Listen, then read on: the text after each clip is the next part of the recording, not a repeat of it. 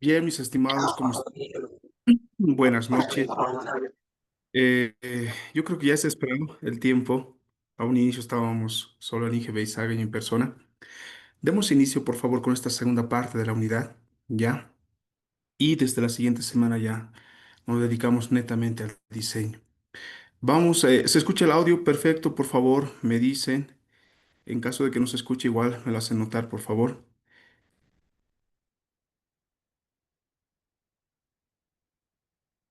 Bien, vamos a hablar sobre el riego localizado. Hemos hablado todos los aspectos de lo que era el riego por aspersión, ¿ya? Para concluir, quiero hablar del riego localizado, todo este aspecto teórico que hemos hecho, ¿ya? Muy bien sabemos que el riego localizado, en realidad le dicen riego por goteo, goteros, ¿no? Pero el nombre correcto que se le debe dar a este tipo de método es el riego localizado. ¿Por qué? Porque aplica el agua de manera puntual específica a una zona determinada, ¿no? Que en este caso puede ser la zona radicular, ¿ya? Entonces, si hablamos de sus ventajas, esta tiene muchas ventajas, ¿ya? Entre esas es que no moja todo el suelo y eso es bastante eh, eh, es rescatable esto porque genera que no haya tanta proliferación de malezas, ¿no? Lo cual ocurre cuando usamos el riego por aspersión, ¿ya? Y también un aspecto bien interesante es que el agua es aplicada a altas frecuencias, dice, ¿no? Aquí no es como el riego por aspersión donde hacemos, ustedes hayan visto cuando han hecho el riego por el diseño agronómico del riego por aspersión, hayan visto que los tiempos son separados, ¿no? Incluso son de 2 días, 3 días, pero en el riego localizado se recomienda siempre que estas frecuencias sean mayores en este caso, ¿no? Uno de los aspectos muy importantes, interesantes del riego localizado es que no necesita necesariamente presiones altas, ¿no? He visto en algunos ejemplos incluso que tienen un tanque de agua al nivel del suelo y está funcionando su sistema de riego localizado.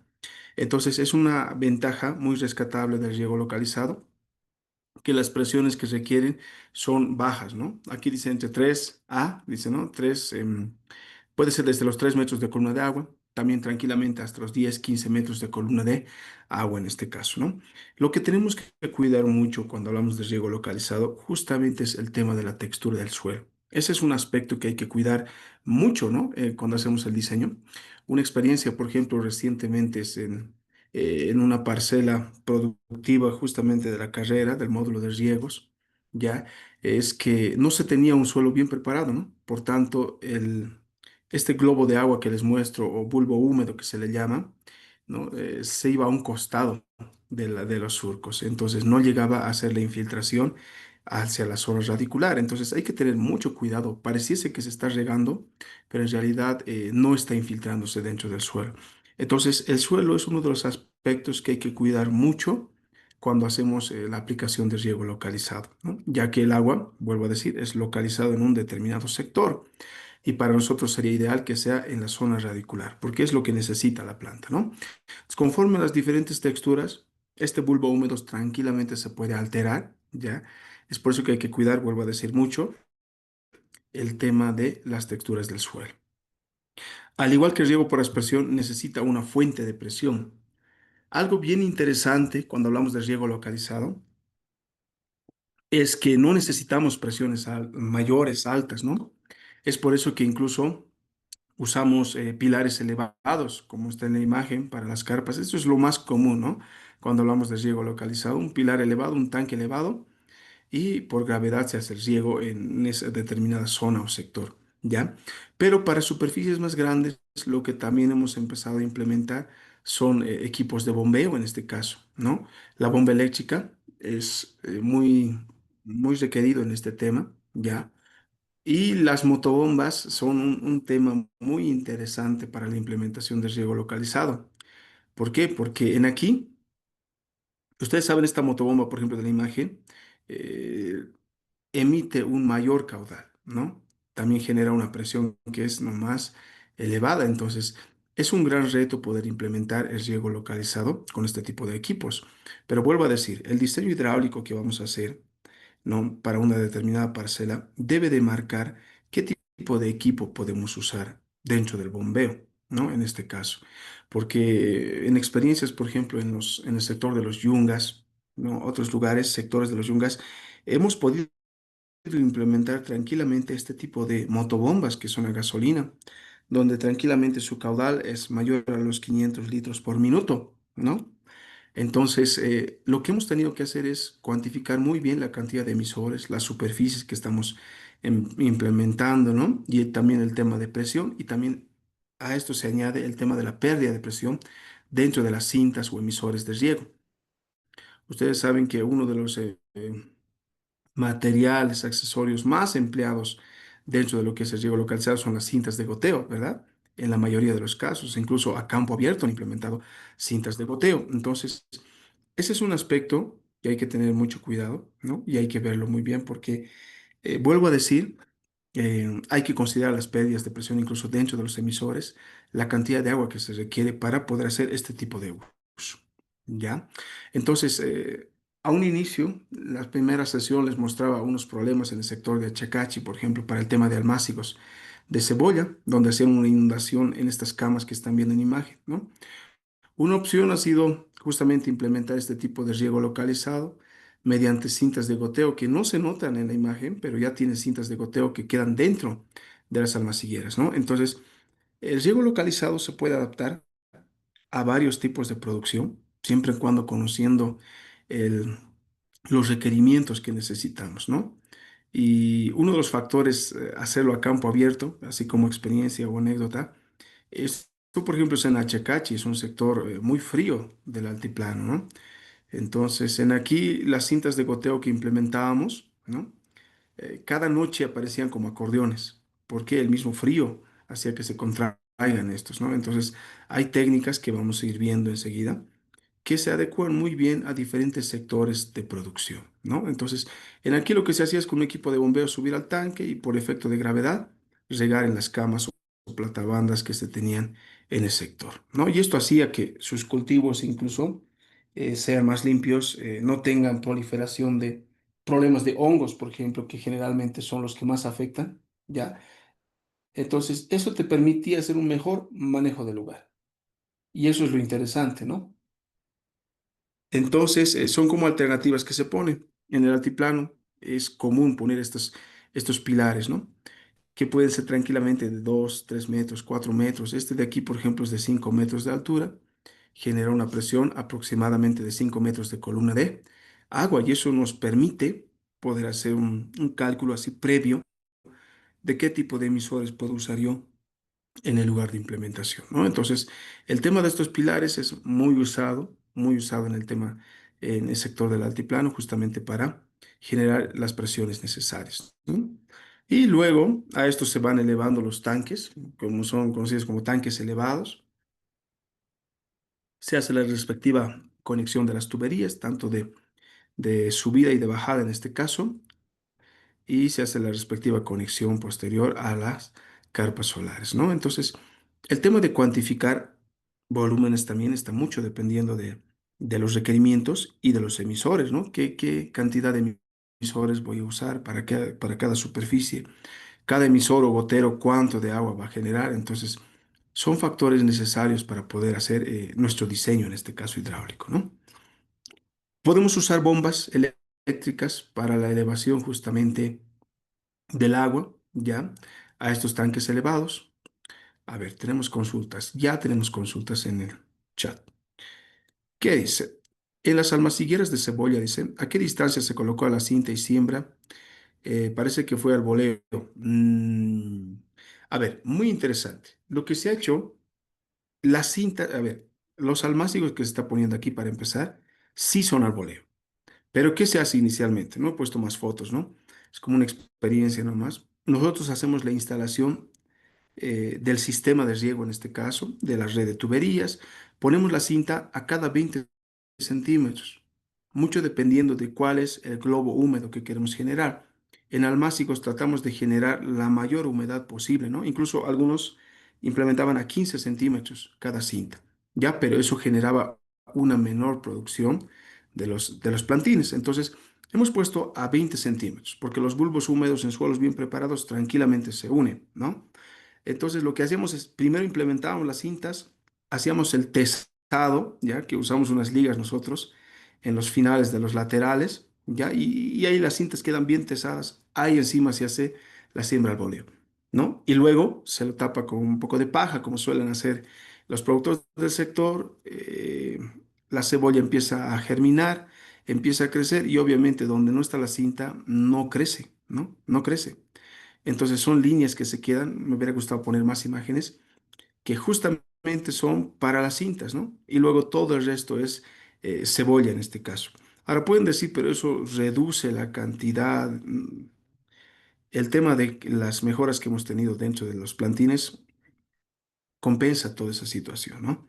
Entonces, mis estimados, es una técnica que se ha usado para ya no estar el tema de inundación, porque muchos de los hongos que vienen en estos plantines de la cebolla es producto de la inundación, ¿no?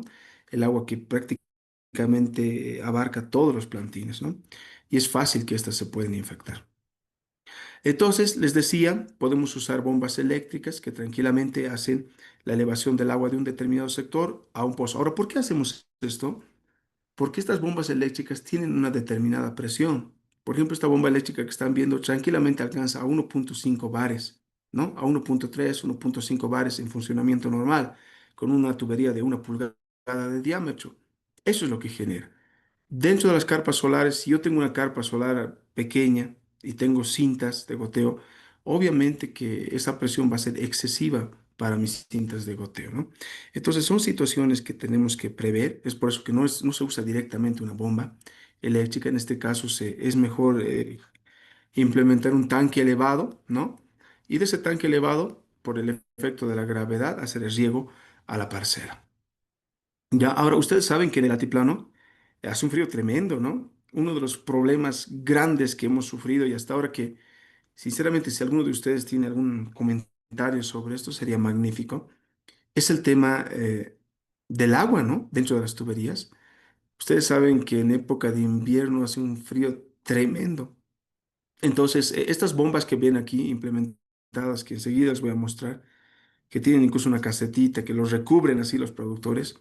Pasa que como tienen sensores del pozo y del tanque, estos se prenden automáticamente igual, ¿no? Enseguida voy a hablar sobre esos sensores.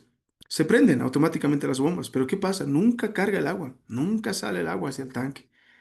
Y es debido a que una vez nos hemos puesto a desinstalar toda la red de tuberías y vemos prácticamente hielo dentro de las tuberías. Y les hablo eso de mediodía todavía, a mediodía, ¿no? De un día normal. El hielo está dentro de las tuberías. Y obviamente esto puede generar que las bombas se quemen, ¿no? Eso era más todavía cuando usábamos el tema de PVC. Cuando usamos tuberías PVC, el hielo era tremendo. Hemos optado por usar tuberías de polietileno que de alguna manera, como se está viendo en la imagen, estos concentran mayor calor, ¿no? Por el color mismo que tienen y por el material mismo, ¿no? Entonces es uno de los factores que hay que tener mucho cuidado en sectores de mucho frío, el tema de usar sensores y tuberías de carga y de riego, ¿no?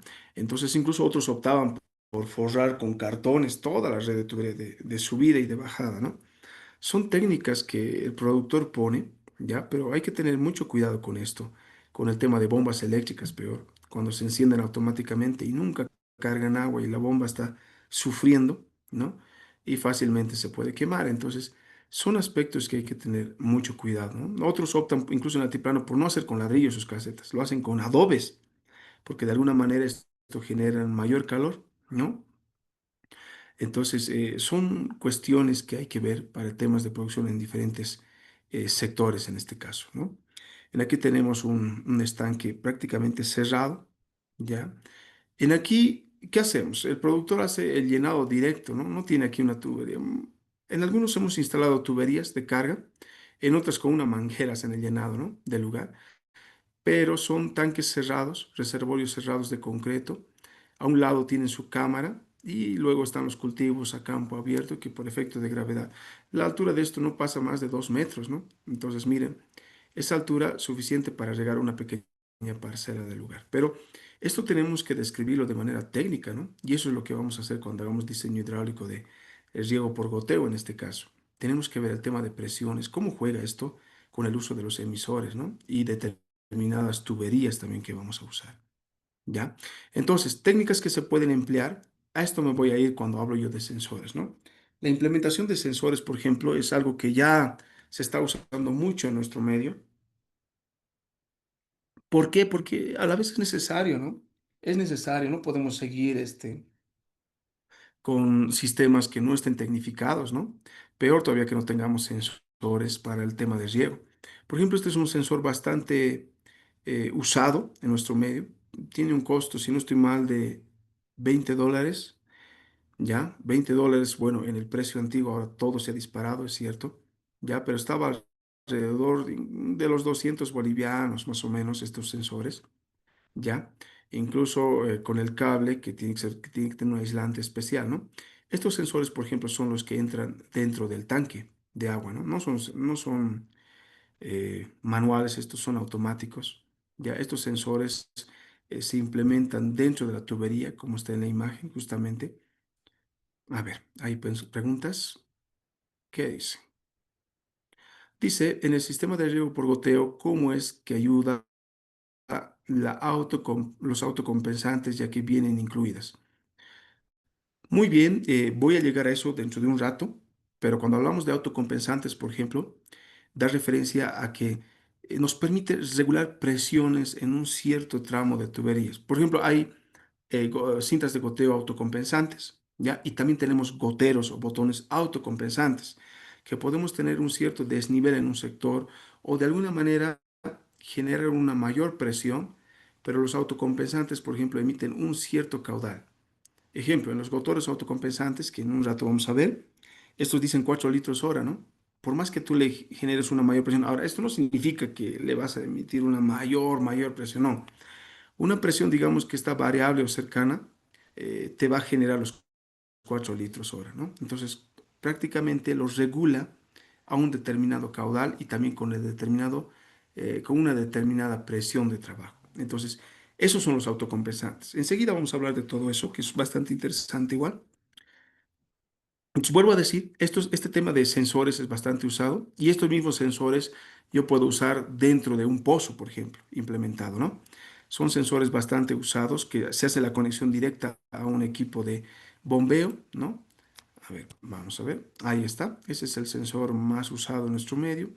Actualmente debe estar costando entre 200 bolivianos, pero vale la pena porque implementar un tanque a 5 metros de altura y que tú prendas la bomba para que se cargue el tanque, no vas a estar esperando a que empiece a hacer un rebalse para recién apagar la bomba.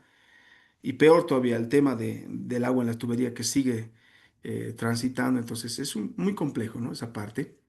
Entonces es preferible implementar este tipo de sensores para evitarnos ese problema, ¿no? Y esto se puede regular incluso si es que quiero yo que el tanque esté completamente lleno o quiero que esté a 3/4 partes o la mitad. Puedo hacer puedo regular de esa manera, ¿no? Para el tema del llenado de estos tanques. Entonces llega a un determinado punto, la bomba se enciende automáticamente, llena hasta un cierto punto y la bomba se tiene que apagar automáticamente. Entonces, esta es la manera, ¿no? Que se va implementando. Tiene un cable que es aislante, que tiene incluso protección UV. Eso tiene otro costo por metro lineal, pero es bastante ideal y necesario su implementación cuando hablamos de este tipo de tanques elevados, ¿no? Les decía, su conexión bastante sencillo. Suficiente que tengamos un protector de un equipo de bombeo como está aquí en la izquierda. Este es un protector sencillo, ¿ya? Que igual tiene un costo bueno, estaba tranquilamente a 160 bolivianos, pero ahora no sé a cuánto ya estará. Estos protectores, ¿no? Estos entonces directamente, aquí la bomba ya no necesitas hacer la instalación a una fuente de energía, ¿no? Directamente se hace la instalación a estos protectores. Estos protectores son los que van a una conexión de fuente. Y este sensor también se hace la conexión directamente a este protector, ¿ya? Y el protector es el que se va encendiendo, va saltando. Incluso esto nos ha ayudado a proteger contra rayos, ¿no? En varios sectores, o bien a bajadas y a subidas de tensión, que es lo más frecuente en sectores del área rural, donde la tensión baja o sube y tranquilamente puede afectar a que esto se queme, ¿no? Entonces, estos protectores que, vuelvo a decir, estaban 160, ahora no sé cuánto estará, ha subido, eso solo eso sé. Estos eran los que saltaban primero, ¿no? Antes de que la bomba se quemara, entonces eran bastante útiles para el tema del uso de bombas eléctricas, ¿ya? Entonces, una conexión sencilla, vuelvo a decir, se puede poner un sensor más incluso dentro de un pozo para el tema del encendido de la bomba y apagado automático, ¿no? Ahí está, les muestro imágenes. Esta bombita que están viendo es una eléctrica alemana, ya que es bastante, son las City, ¿no? Estas, por ejemplo, tanto las alemanas como las italianas, vuelvo a decir, son bombitas que funcionan bastante bien en el mercado, ¿ya? Y han trabajado muy bien y siguen durando. Por ejemplo, estas fotos que les estoy mostrando son del año 2013. Miren, ya son más de 10 años. En la actualidad siguen trabajando bastante bien. Entonces son bombitas que realmente valen la pena hacer su uso, ¿no? Entonces, esta es la manera, incluso hay algunos que pueden usar doble bombeo, doble pilar de un mismo fuente de agua, ¿no? Y se hace la respectiva instalación, pero las casetas son muy importantes para el tema del manejo mismo, ¿no? Bien, hasta ahí alguien tuviera alguna consulta. Adelante, por favor, o alguien quiera hacer al chat alguna consulta. Adelante, estoy presto a responder. È calentato. In realtà? Secondo io. Ah, parlo di te io che come stavo tenendo. Ah,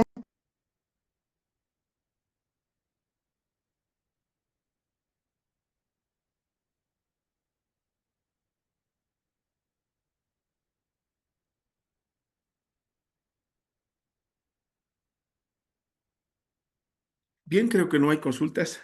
Sigamos. Uno de los aspectos muy importantes justamente del riego localizado es el tema del cabezal de riego. Y recuerdo que una de las preguntas de las primeras sesiones fue esto, ¿no? El uso del cabezal de riego, la importancia del cabezal de riego dentro de un sistema de riego, ¿no?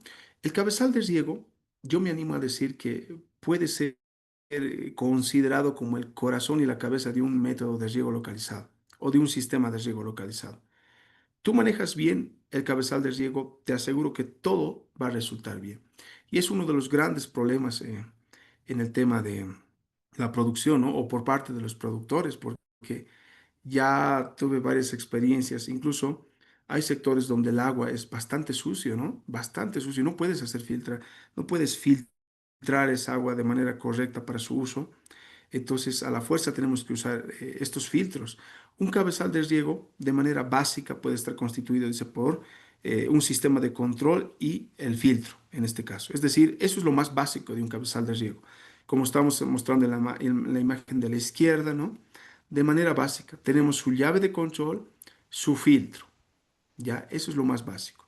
Esta llave de control que permite abrir el sistema y cerrar, y esto que tiene que filtrar todas las impurezas para que no pasen hacia los emisores, ¿no? Ahora, esto se puede complicar más o se pueden añadir más cosas, incluso dentro del cabezal, conforme a las necesidades. Por ejemplo, al lado derecho hay una imagen donde incluso ya tiene un extractor de aire, ¿no? Esto, por ejemplo, es en un sector del río abajo, que es un sector igual de La Paz, ¿no?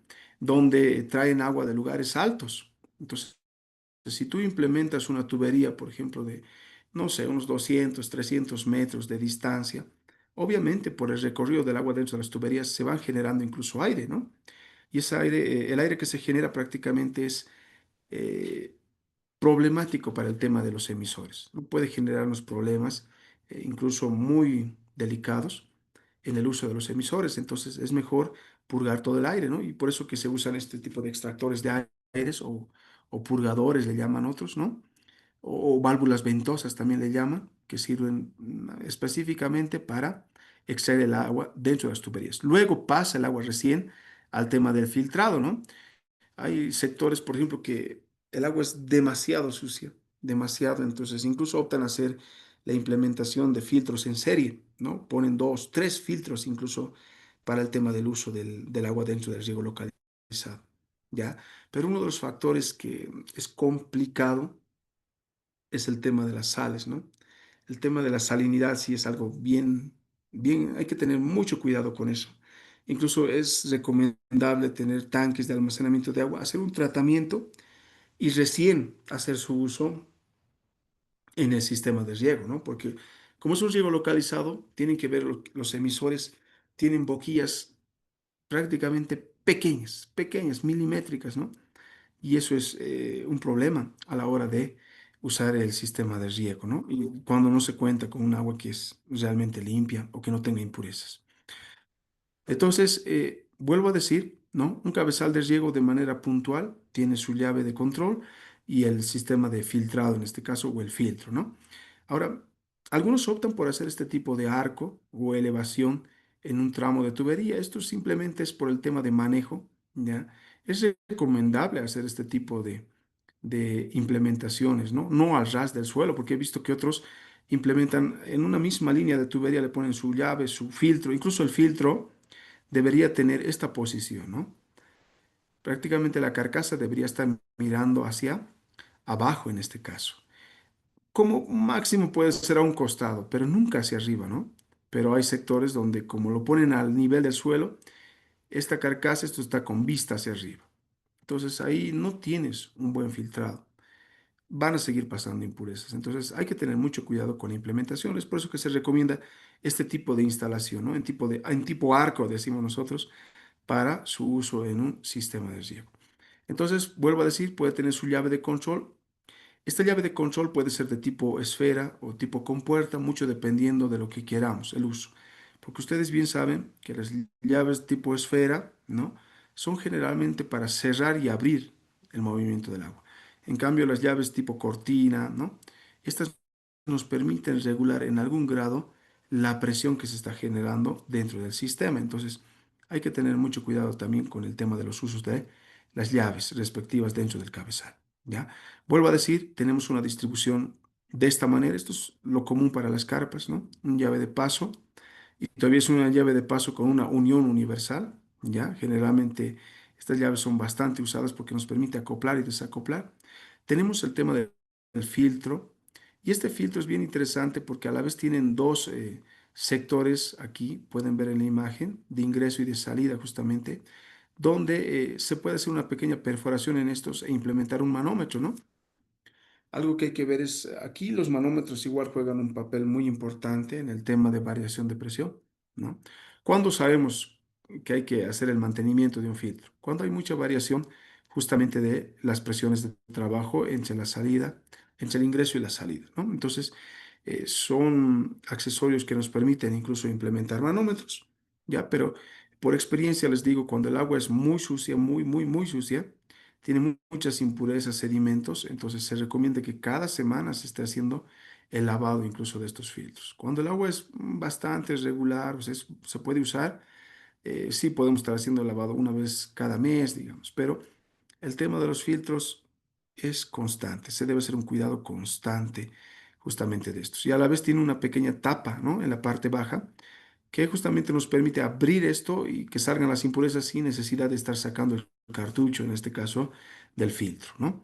Entonces son accesorios que pueden ser bastante usados y también implementados en diferentes sectores. Esto, por ejemplo, es directamente de un pilar, tenemos el tanque de elevado y directamente del pilar baja la tubería, ¿no? Y a la tubería se hace la implementación de llave de control, su filtro y luego se entierra la tubería que se va al sistema. Entonces, aprovecho incluso esa salida, ¿no? O esa instalación para eh, hacer el uso del sistema. Bien, esto de la producción a campo abierto se está viendo ya mucho. Esto es en un sector del altiplano igual, ¿no? Donde tranquilamente hacemos nosotros perforaciones de pozo. Incluso hemos hecho pozos profundos, como lo he mostrado en anteriores sesiones, ¿no?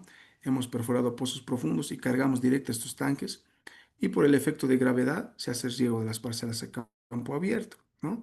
Entonces ahí se tiene el tanque, incluso aquí se tienen sensores igual que son innotables en el sector, pero está implementado los sensores, ¿no? Entonces los cabezales de riego, mis estimados, puede ser muy variable, se puede poner muchas cosas.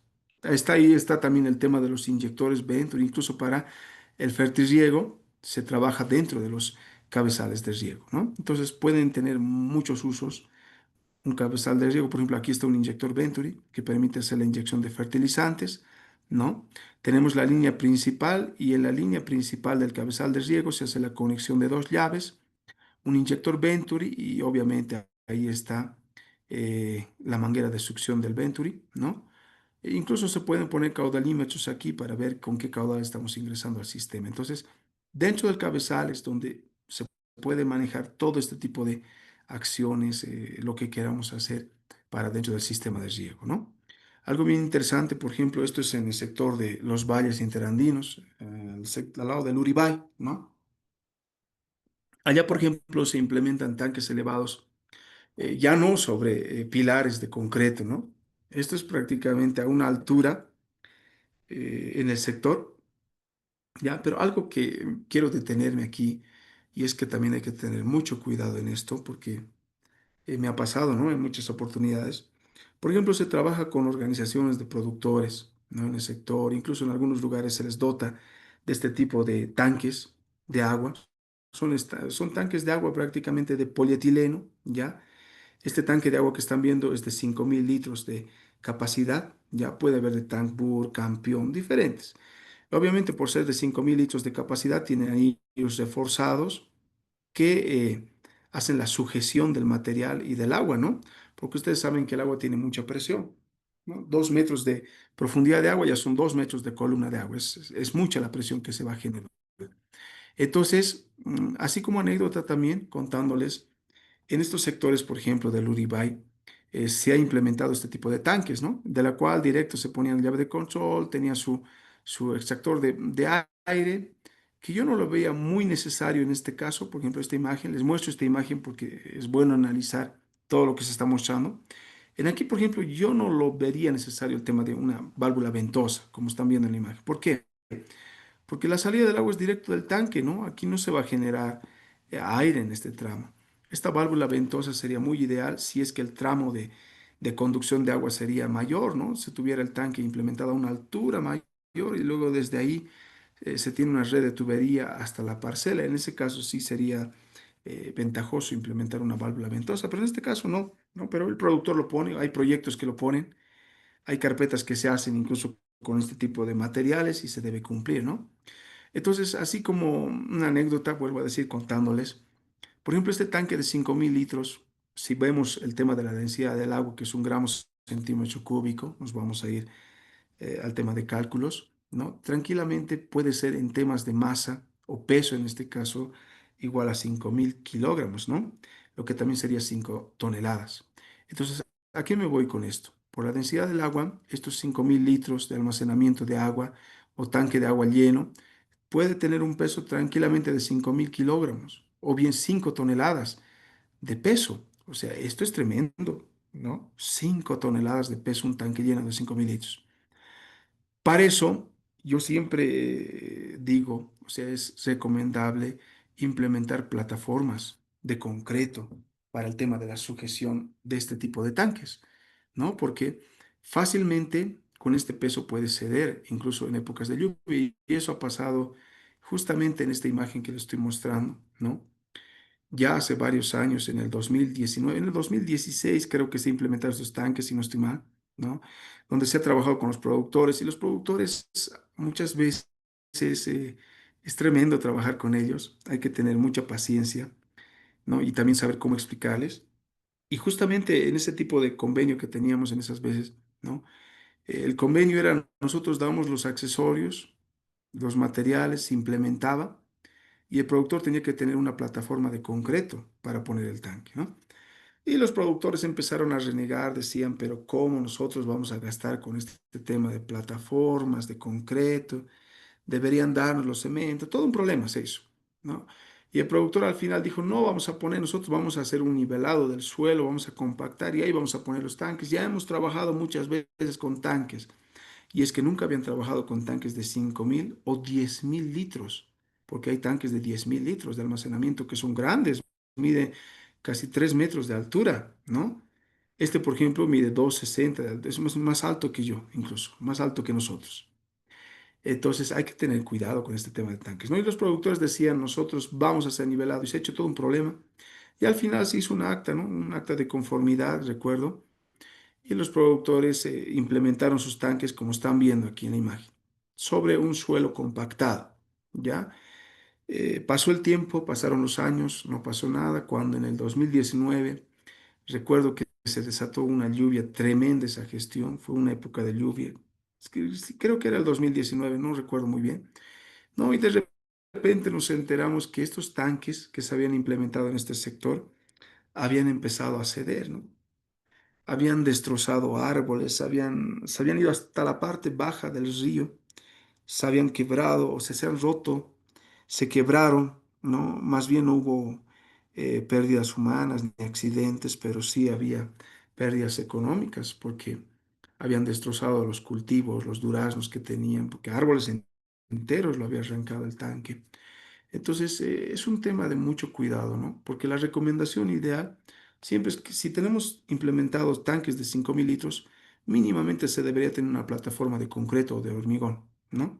Ciclopio en este caso, mínimamente. Pero si hablamos todavía de tanques de 10.000 litros, se debería obligarles a poner una plataforma de hormigón armado en este caso, que tenga un trenzado de fierro corrugado más, ¿no? Para el tema de trabajo, porque esto es muy delicado, este tema. Es cierto que para el productor es más fácil nivelar el terreno y poner el tanque, pero no es así. 5 toneladas son 5 toneladas. Peor todavía si tenemos un tanque de 10.000 litros, son 10 toneladas de peso, ¿no? Que debe soportar esa superficie. Entonces, hay que tener mucho cuidado con el tema de la implementación de estos tanques, ¿no? Ahí está. Entonces, así como anécdota les cuento esto. Algunos llenaban estos tanques de agua desde con tuberías de ojos de agua de la parte alta, ¿no? Otros llenaban con bombas sumergibles desde la parte del río hasta lo elevaban hasta arriba, ¿no? El costo de los cabezales, muy bien.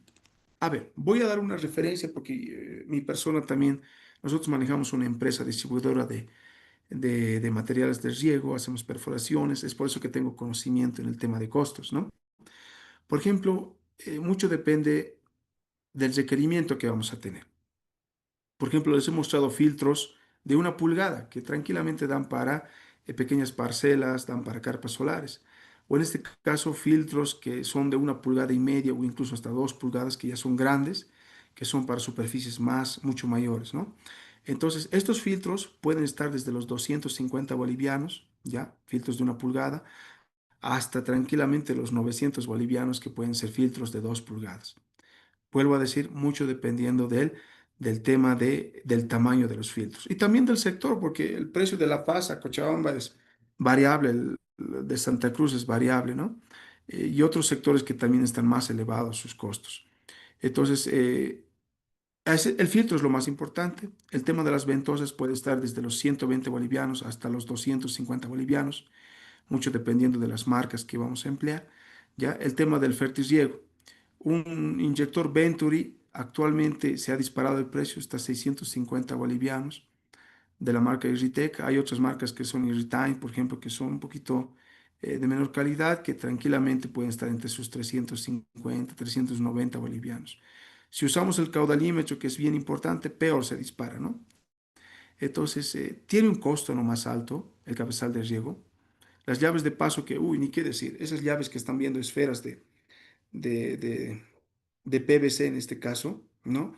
Se han disparado tremendamente. La de 2 pulgadas, por ejemplo, nosotros vendíamos a 110 bolivianos, la de 2 pulgadas, y ahora está a 220 bolivianos. Así está el costo. Vuelvo a decir, esto es variable, ¿no? Hay sectores que está a 180, puede ser variable, pero vuelvo a decir, mucho dependiendo de las necesidades que necesitamos en el cultivo.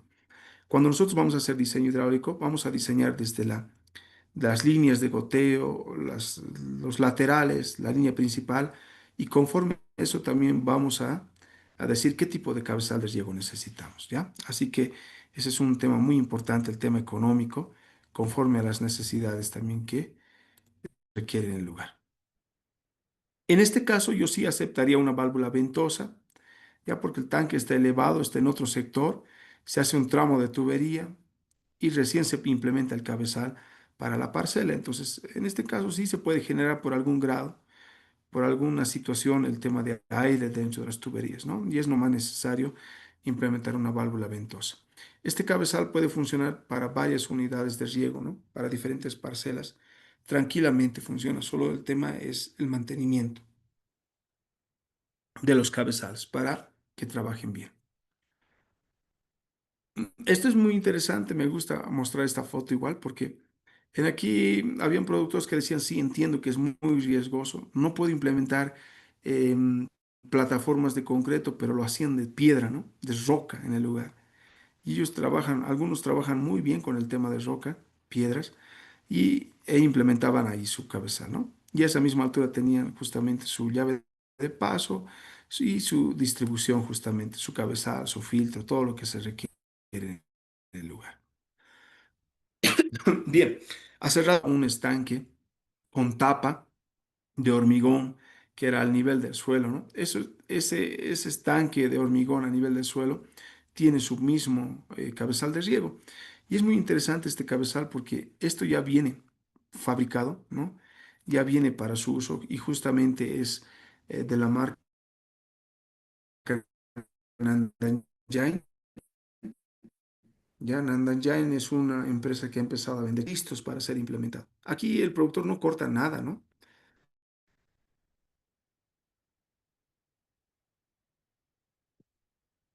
Mis estimados, ¿se está escuchando? Por favor, me sacan de duda. Creo que mi internet está bien o no, por favor. ¿Se escucha? ¿Se está viendo? Sí, qué buena noche, si se escucha, se ve, pero medio que está Ya. interfiriendo la señal. Ah, ya. Gracias, estimado Omar. Entonces, eh, por favor, si es que se corta o hay problemas, me dicen, me lo hacen saber, por favor. ¿Alguien quiere hacer alguna consulta? No, seguimos. Entonces, esto ya, por ejemplo, son kits que vienen, Nandanjay vende kits que en un ratito les voy a mostrar sobre esto, ¿no? Donde el productor simplemente debe armar. Pero la cuestión de estos kits, por ejemplo, son los tipos de filtros que usa. Este es el filtro de estos kits de Nandanjay, ¿no? Cuando hablamos de filtros, por ejemplo, hay dos tipos bien conocidos, que son los de anilla y son aquellos que son de malla, ¿no? Los de malla son como están en la imagen, justamente. Y luego están los de anilla, que no sé, aquí está, ¿no? Y estos son los filtros de anilla. Este es el cartucho prácticamente que entra dentro de lo que es la carcasa del filtro, ¿no? Estos son de anilla, estos son de malla, pero a mi parecer, con todas las veces que hemos instalado en diferentes sectores, los de anilla siempre se han adecuado muy bien al tema de trabajo, ¿no? Porque los de malla, incluso en el lavado que se hace de estos, se ha empezado a perforar su superficie, se ha arruinado fácilmente, entonces ha sido un problema, ¿no? Poder usar estos de malla. Entonces siempre es recomendable implementar los filtros de anillas, ya que si hablamos de, por ejemplo, de filtrado, el de 120 mesh es el que más, el que tenemos aquí en Bolivia. ¿No? En otros países sí se cuenta con mayores temas de filtrado, pero en Bolivia lo que llega es como máximo 120 mesh, que es una unidad de filtrado, en este caso es un término de filtración de impurezas, ¿no? Del milimetraje que tienen prácticamente sus orificios para que pase el agua sin las impurezas. Las impurezas se van a retener en todo este cartucho, ¿no? Es por eso que se debe hacer un lavado constante de estos. Y al hacer ese lavado también hay que tener mucho cuidado, mis estimados, vuelvo a decir, porque se usa un cepillo con mucho cuidado. Esto cuando hagamos la práctica de campo, lo vamos a ver igual, vamos a hacer el mantenimiento de estos filtros, ¿ya? Pero se abre con mucho cuidado. Estos son varios anillos unidos, ¿no? Por eso es un filtro de anillas. eh, se le, Se abre con mucho cuidado este filtro, es decir, se desacoplan las anillas, ¿no? Y se hace un lavado muy delicado, vuelvo a decir, con un cepillo, puede ser de lustrar zapatos, que son suaves. Sus cerdas tienen que ser prácticamente suaves para hacer la limpieza correcta, ¿no? Incluso hay algunos que, por ejemplo, en el sector de Zapaqui me ha tocado esto, ¿no? En Zapaqui, vuelvo a decir, es muy salino el agua, es tremendo ahí trabajar, pero aún así tienen que usar riego localizado. Entonces, estos filtros lo que han hecho es, en 2 semanitas que no hacías el lavado del filtro, tenía unas costras de sal sobre el filtro, ¿no? Sobre este cartucho de anillas.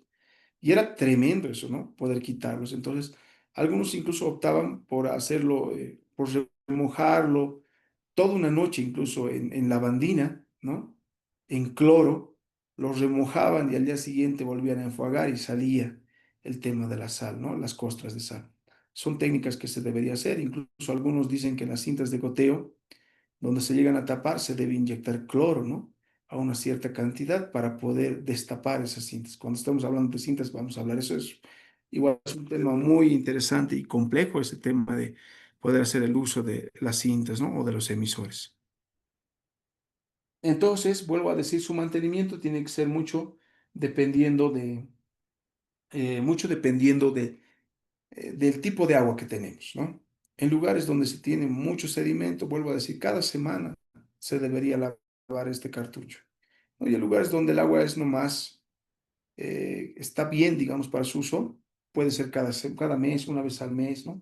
Pero sí o sí se debe hacer su lavado, el mantenimiento de estos.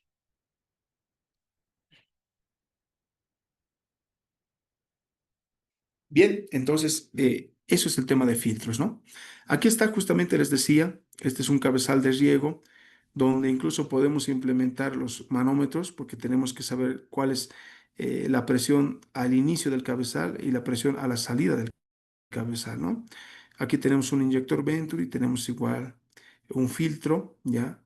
Este es de mayor tamaño, es de 1,5 pulgadas, entonces su costo de todo este cabezal, como están viendo, tal cual, tiene alrededor de 1.500 a 1.700 bolivianos con todos los accesorios, ¿no? Que están viendo en la imagen.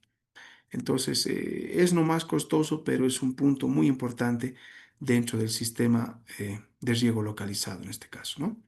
Es el inyector. Ya hay inyectores de diferente procedencia, vuelvo a decir, uno de los que más se ha usado y también he visto que duras son las de Irritec, que son bastante buenas, pero su costo también es bastante elevadito, porque incluso con el caudalímetro está llegando a 600 bolivianos su costo, ¿no? Entonces son elevados sus precios, pero funcionan muy bien en el tema de inyectar fertilizantes. Bien, hemos hablado ya de un método de riego localizado, vuelvo a decir, tiene casi la misma distribución que un riego por aspersión, es decir, tiene su fuente de agua, ¿no? O fuente de presión, en este caso puede ser un tanque elevado, va a tener el tema del cabezal de riego, ¿no? Que es bien importante. Obviamente que hay una línea de distribución desde la fuente de presión hasta el cabezal de riego, o bien puede ser conectado directamente, ¿no? Eso es muy variable del lugar, como también podemos o planteamos o diseñamos su implementación. Pero luego de fuente de presión, luego del cabezal de riego, tenemos el tema de los portarregantes, ¿no? O portaemisores le llamamos nosotros, o también en el caso, alguna bibliografía lo dice, línea secundaria, ¿no?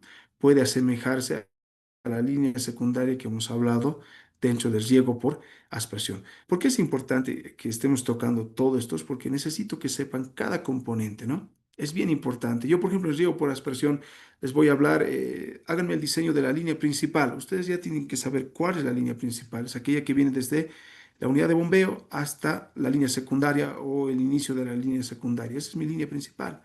Y cuando hablamos de riego localizado, igual podemos tener la fuente de presión, podemos tener una línea de distribución hasta el cabezal de riego, o bien el cabezal de riego puede estar conectado a la fuente de presión en este caso, ¿no? Puede estar conectado.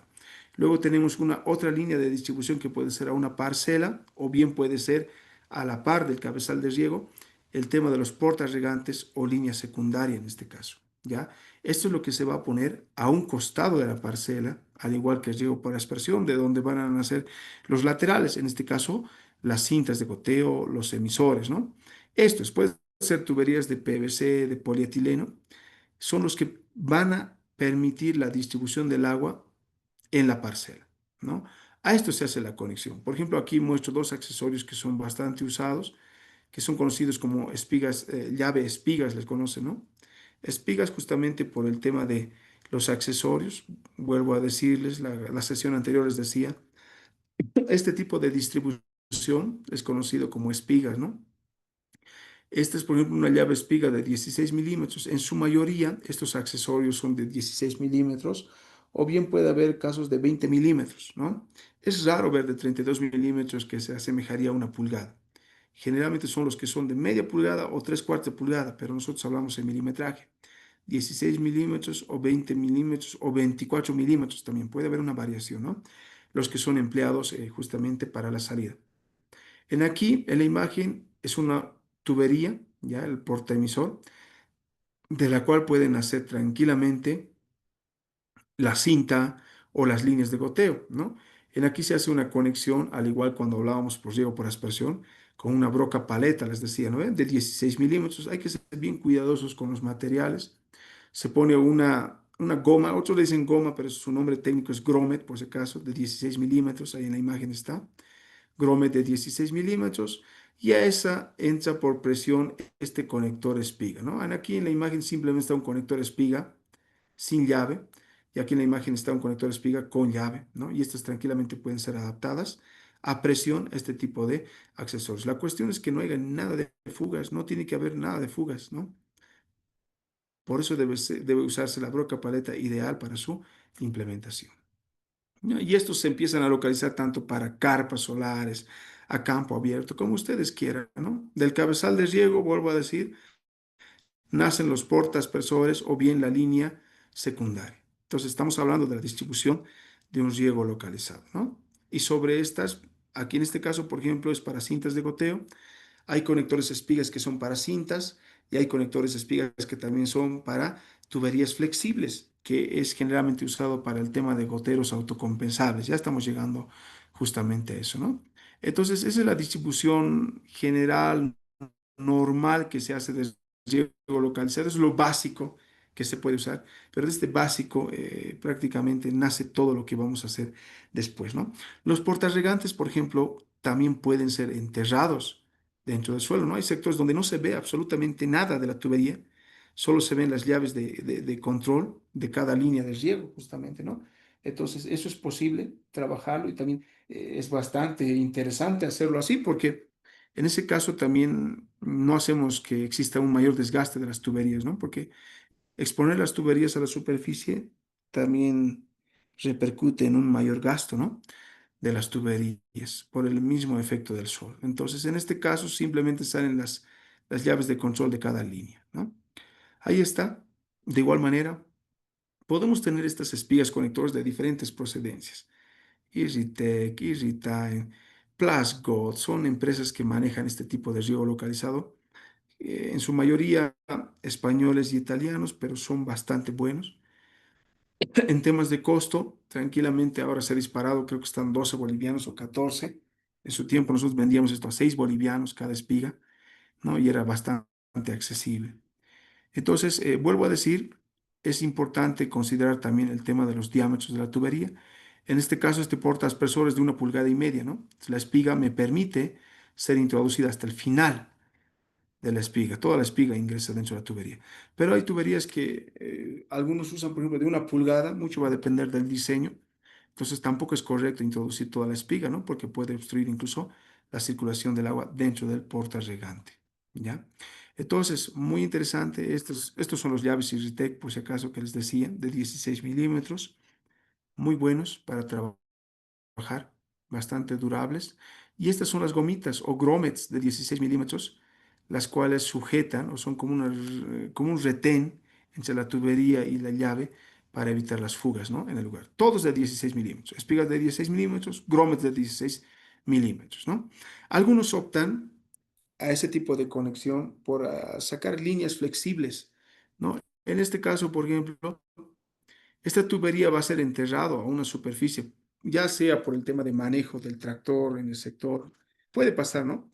Incluso puede ser enterrado a 50 centímetros de profundidad. Entonces, desde ahí adentro, lo único que sale son estas líneas flexibles o también conocidas como politubos flexibles. Estas no son cintas, por si acaso, lo que estoy mostrando en la imagen. Son politubos flexibles. Son muy similares a las tuberías de polietileno, ¿ya? Son similares a las tuberías de polietileno, pero tienen la ventaja de ser flexibles a la hora de su uso, ¿no?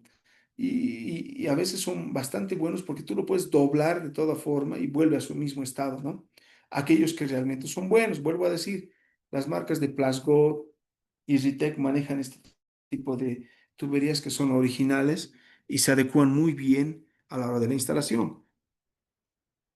Pero también tengo que decirles, ¿no? Como todo producto es imitado, hoy en día en el mercado también hay estos políticos flexibles que han sido imitados. Y el gran problema de estos es que los que son imitación obviamente tienen un costo menor, pero cuando tú los doblas bruscamente, rápidamente se quiebran o hay orificios por donde ya hay fugas, ¿no? Entonces, vuelvo a decir, los accesorios que son de marca son obviamente garantizados para su uso, ¿no? Pero sí tienen un costo un poco más elevado que los otros. En este caso es para esto que se usan estas líneas, estos politubos flexibles, que también van a ser de 16 milímetros para la conexión de esas espigas. Entonces aquí todo se va a enterrar, la tubería, el politubo flexible, y solo va a salir al aire, ¿no? Esta llave de control y la cinta o la línea de riego que se va a conectar a ese accesorio, ¿ya? Entonces, vuelvo a decir, ahí está. Esta imagen que les estoy mostrando, por ejemplo, es un politubo. Tenemos el accesorio llave espiga, ahí está el grommet por si acaso, que es de sujeción. Y a esto ya no se conecta a una cinta de goteo, como lo hemos visto antes. Aquí se está conectando esa misma línea flexible o politubo flexible, ¿no? Así lo llaman, otros lo llaman manguera ciega, mucho dependiendo del departamento donde estemos. Aquí lo conoce como politubo flexible, ¿no? De 16 milímetros. Y vuelvo a decir, esto entra a presión, es como una manguera, ¿no? Que ingresa. Si lo vemos en temas de pulgada, esto sería referente a media pulgada, que es lo común que se usa en las parcelas en riego localizado, ¿no? Y estos tranquilamente pueden ser implementados a campo abierto. Por ejemplo, entre las cintas de goteo y estas líneas de politubo flexible, ya estas son las que más se debería usar para campo abierto, no tanto las cintas de goteo. Estos politubos flexibles incluso tienen protección UV algunos, ya que son muy buenos, y ya tienen incluso algunos los orificios a cada 10, 20, 30 centímetros. Entonces, para producciones a campo abierto, estos son los que instalamos, ¿no? A campo abierto. No tanto las cintas, porque las cintas, ustedes saben, se desgastan rápidamente. Esas deberían ser más para carpas solares, puede ser, o ambientes protegidos en este caso, ¿no? Pero estos politubos flexibles, sinceramente, se adecuan muy bien, aguantan para varias campañas de producción. En temas de costo, obviamente, hay diferencia. Estos politubos flexibles, por ejemplo, están a 2,50 cada metro lineal, ¿ya? Con goteros incorporados, les vuelvo a decir. Y cuando no es con gotero incorporado, está sus dos bolivianos, 1,80 cada metro lineal, porque otros lo usan para el tema de riego de frutales, que enseguida les voy a mostrar eso, ¿no? Pero les estoy mostrando ahorita de estas líneas de estos politubos flexibles con goteros incorporados. Tienen pequeños ruleros adentro que funcionan ya como emisores, ¿no? A cada 30. Incluso hay a cada 5 centímetros para el tema de frutales que también se pueden implementar. No es necesariamente que esté en cada árbol, ¿no? He visto que incluso usan estos cultivos flexibles de cada 50 centímetros para plantaciones de 2 por 2 incluso. Y tranquilamente está regando toda esa línea, ¿no? Y esto tienen que saber que las plantas se adecúan conforme a la línea de humedad. Entonces hay que ser muy cuidadosos en eso, mis estimados. Vuelvo a decir, el tipo de material que proyectamos para su implementación a campo abierto, ¿no? Ahí está, esto es en producción de papa, por si acaso, también se puede usar, ¿no? Ahí está el portarregante, tenemos el accesorio, el conector a la llave y tenemos el politubo flexible, que tranquilamente por sus características incluso puede ser enterrado, ¿no? Puede ser enterrado a una determinada profundidad de 20, 10 centímetros y se va a ir regando, con la intención de, perdón, proteger la línea de riego.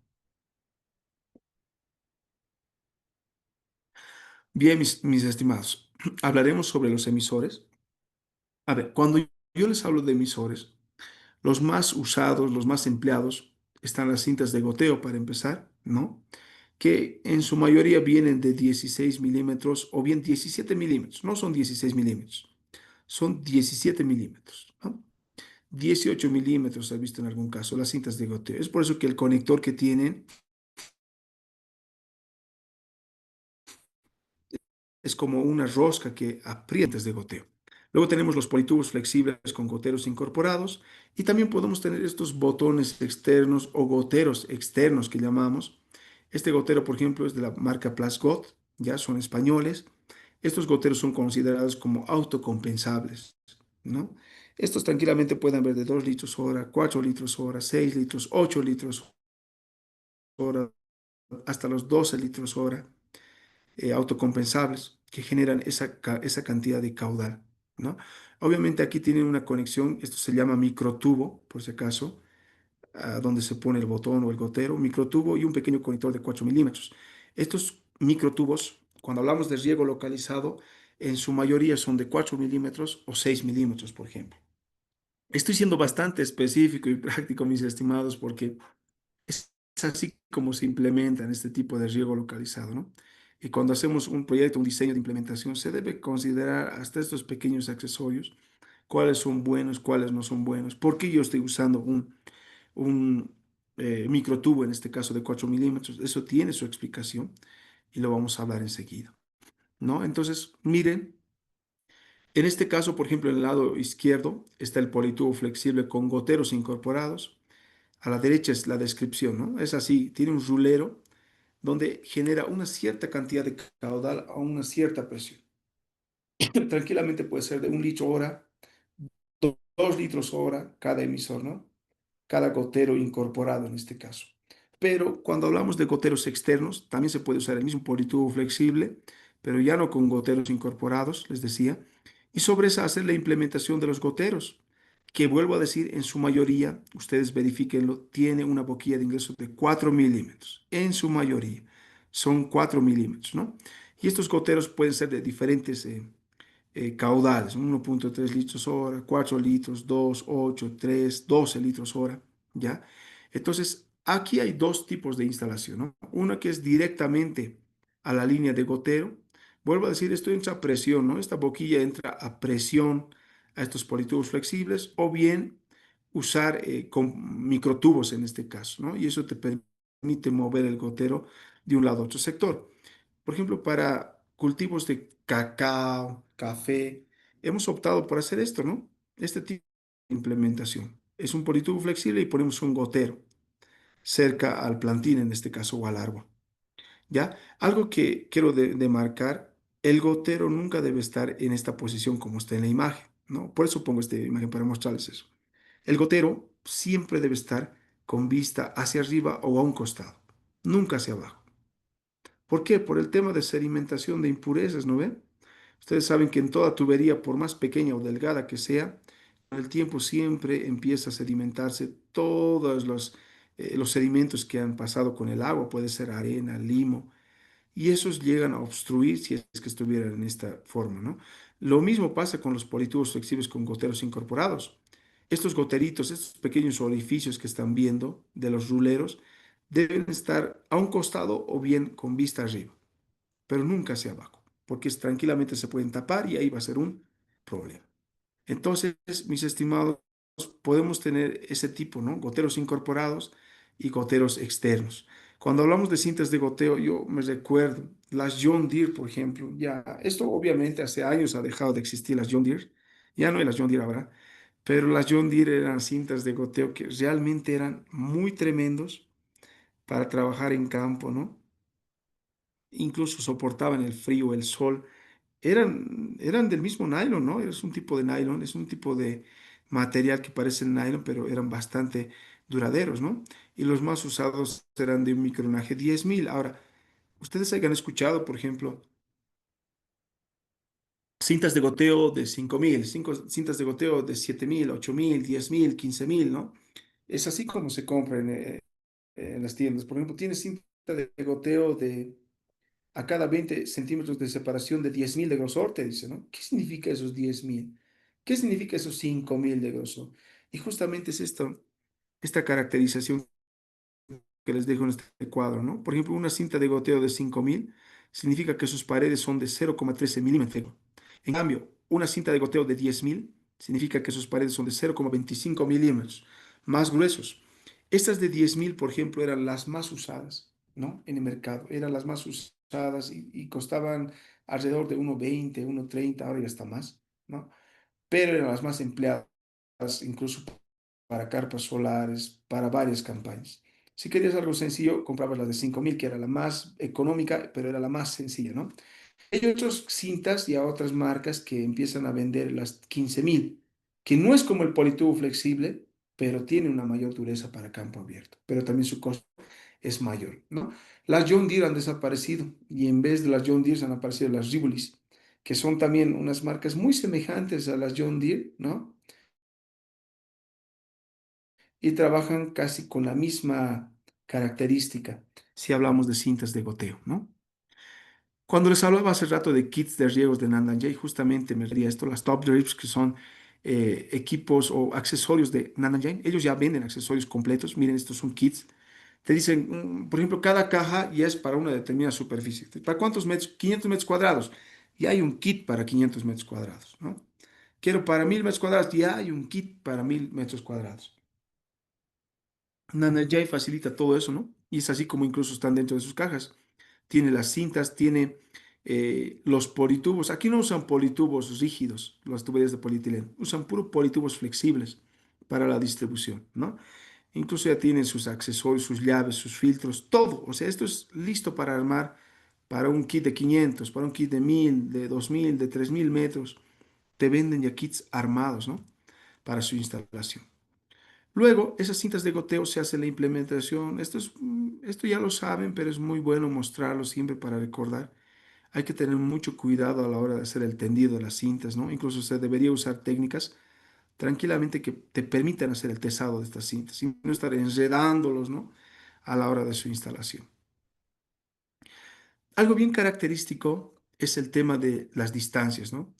Por ejemplo, hay cintas que tienen separaciones de orificios cada 10 centímetros, otros a cada 20, a cada 30, mucho dependiendo, ¿no? Vuelvo a decir, el tipo de suelo es característico para este tipo de implementaciones, ¿no? Aquí, por ejemplo, en esta imagen había un riego de 1 hora y en 1 hora los globos húmedos o bulbos húmedos se están empezando a unir, ¿no? Cada humedad se está uniendo, cada humedad generada por un emisor se está uniendo con el otro globo húmedo o bulbo húmedo en este caso, ¿no? Y muchas veces el productor, eso es otra cosa que se lucha mucho en el campo. ¿Por qué no quiere un riego localizado? Porque apenas ve unas cuantas gotas o apenas una pequeña humedad en un cierto tramo, ¿no? Y para el productor muchas veces ese es un gran problema. ¿Por qué? Porque el productor está acostumbrado a ver una gran cantidad de agua para decir que es un riego correcto, ¿no? Y así como una anécdota les cuento, una vez me pasó esto en Santa Cruz, ¿no? Hicimos la implementación de un riego localizado para cultivo de girasol, en este caso, para soya. Hemos hecho, ¿no? Era grande, era casi 3 hectáreas que se había implementado. Y ellos tienen, pues, cuidadores, en este caso, que trabajan, los peones que le dicen, ¿no? Los que se encargan del sistema de riego, los capacitamos. Y al productor le decimos, ¿no? Usted tiene que prender el sistema de riego, ellos era manual el encendido y manual era el apagado. Usted enciende a las 6 de la tarde, a las 8:30 de la noche lo apaga, le decimos, ¿no? Y hemos calculado sus tiempos de riego, las frecuencias, todo lo hemos calculado y él solo tenía que hacer caso a lo que le decíamos. Entonces dice que a las 6 de la tarde enciende, ¿no? El productor. Y pasa que a las 8:30, en este caso el encargado, a las 8:30 va al lugar donde está instalado justamente las líneas de riego, eran politubos flexibles con goteros incorporados, y ve que apenas unos pequeños globos húmedos, como están en la imagen, apenas, ni se unían todavía. Y dice, no, esto no está regando para nada, dice, ¿no? Lo voy a dejar encendido un rato más. Dice que ha vuelto a las 10 de la noche. Sigue el sistema encendido, regándose, ¿no? Y nada todavía, apenas había crecido un poco estas manchas húmedas. Y el encargado dice, no, estos nos han engañado. Toda la noche lo ha dejado encendido. A las 6 de la mañana del día siguiente va, apenas, o sea, no se nota, ¿no?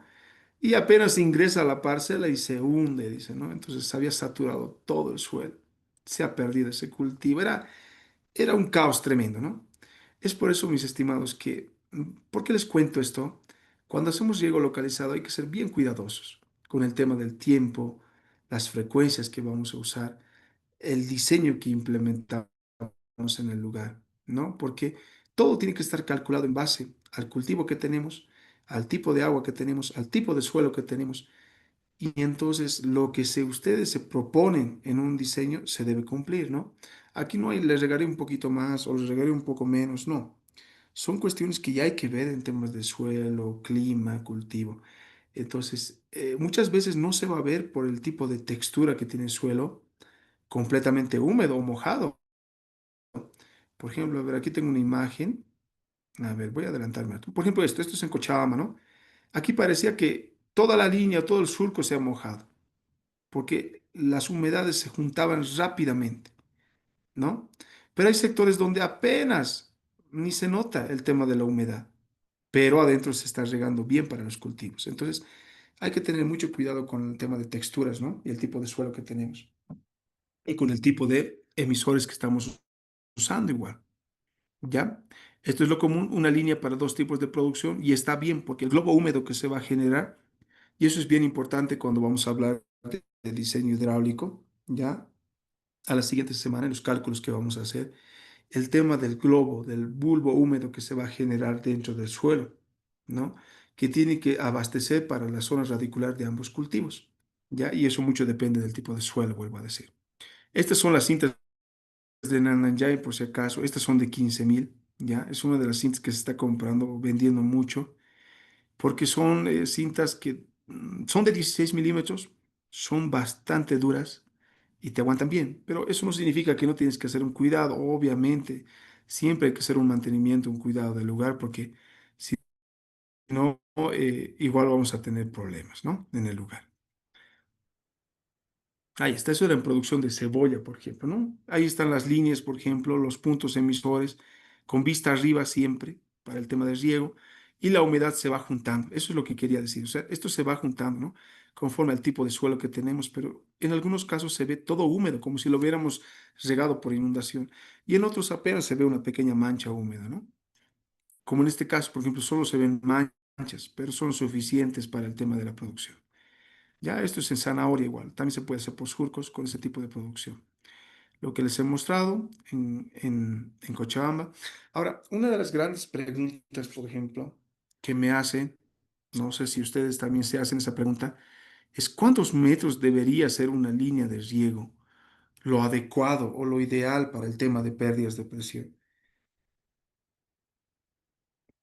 Mediante diferentes pruebas que hemos hecho en campo, hemos determinado que la parte ideal, por ejemplo, de distribución o de línea, a ver, hay un mensaje en el chat, dice el tiempo de riego, muy bien.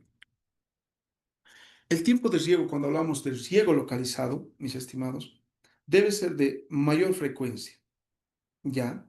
Tranquilamente puede ser incluso, yo puedo calcular 3 horas, digamos, 1 hora y media en la mañana, 1 hora y media en la tarde. Al día siguiente no riego, otra hora y media en la mañana, otra hora y media en la tarde. Generalmente el riego localizado debe ser de mayor frecuencia y no como el riego por aspersión de menor frecuencia, ¿no? El riego por aspersión incluso puedes ponerlo cada 3 días, cada 4 días, se puede, pero cuando hablamos de riego localizado no debemos hacer eso. Peor todavía si tenemos un sector que sea con aguas muy salinas, ¿no?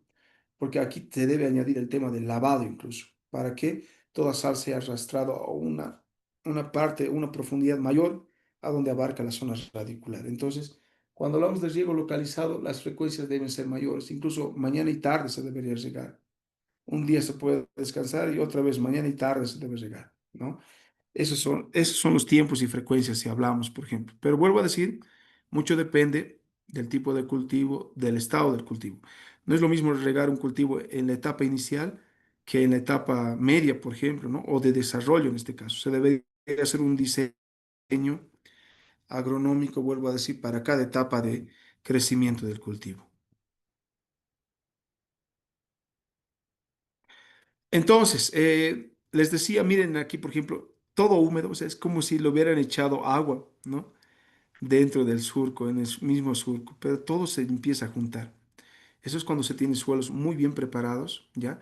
Y a la vez todavía se pone chala de arroz, algunos le ponen para el tema de generar humedad en el lugar, ¿no? Que no se pierda la humedad del sector. Entonces, mucho depende del tipo de producción o de la forma que se va a hacer, ¿no? Estas son producciones a campo abierto.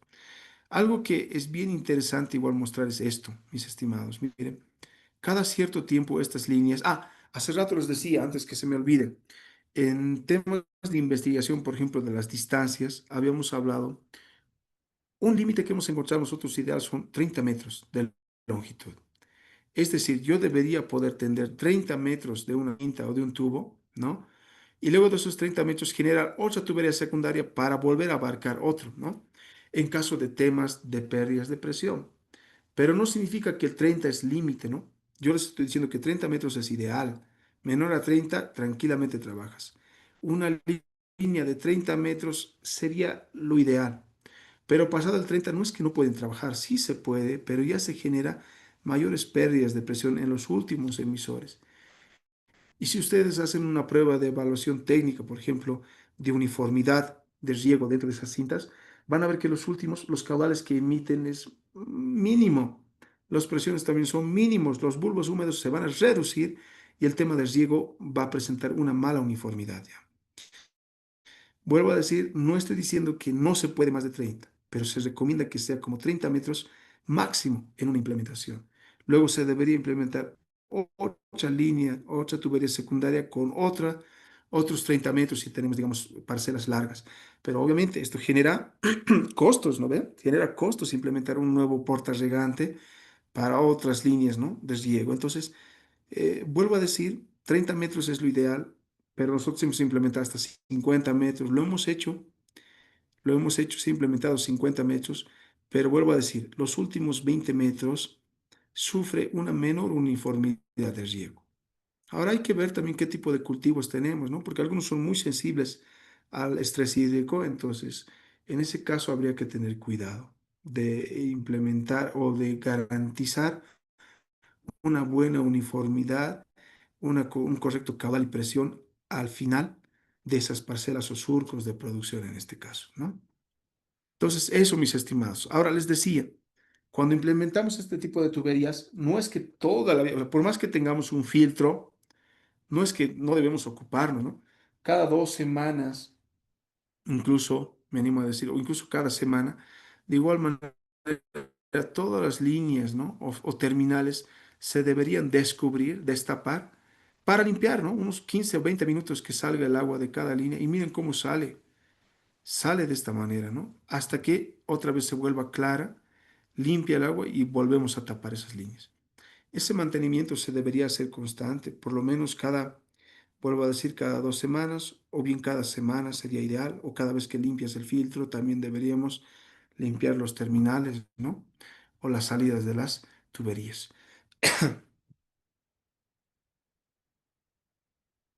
Hace rato cuando les hablaba de goteros autocompensables externos, por ejemplo, en esta imagen, este es un plantín de durazno, ¿ya? Entonces, aquí tenemos el politubo flexible instalado a un borde de este arbolito, ¿no?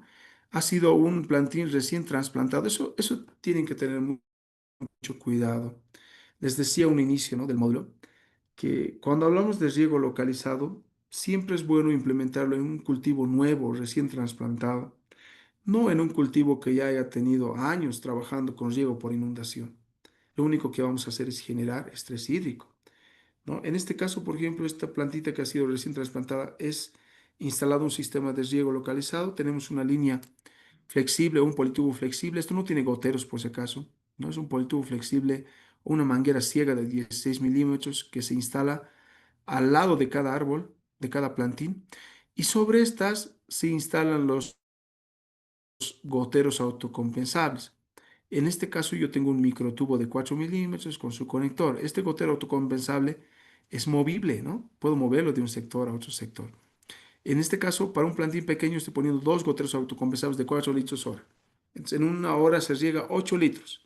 En 2 horas, 16 litros. El tiempo de riego, hora y media. 12 litros en una hora se genera este plantín.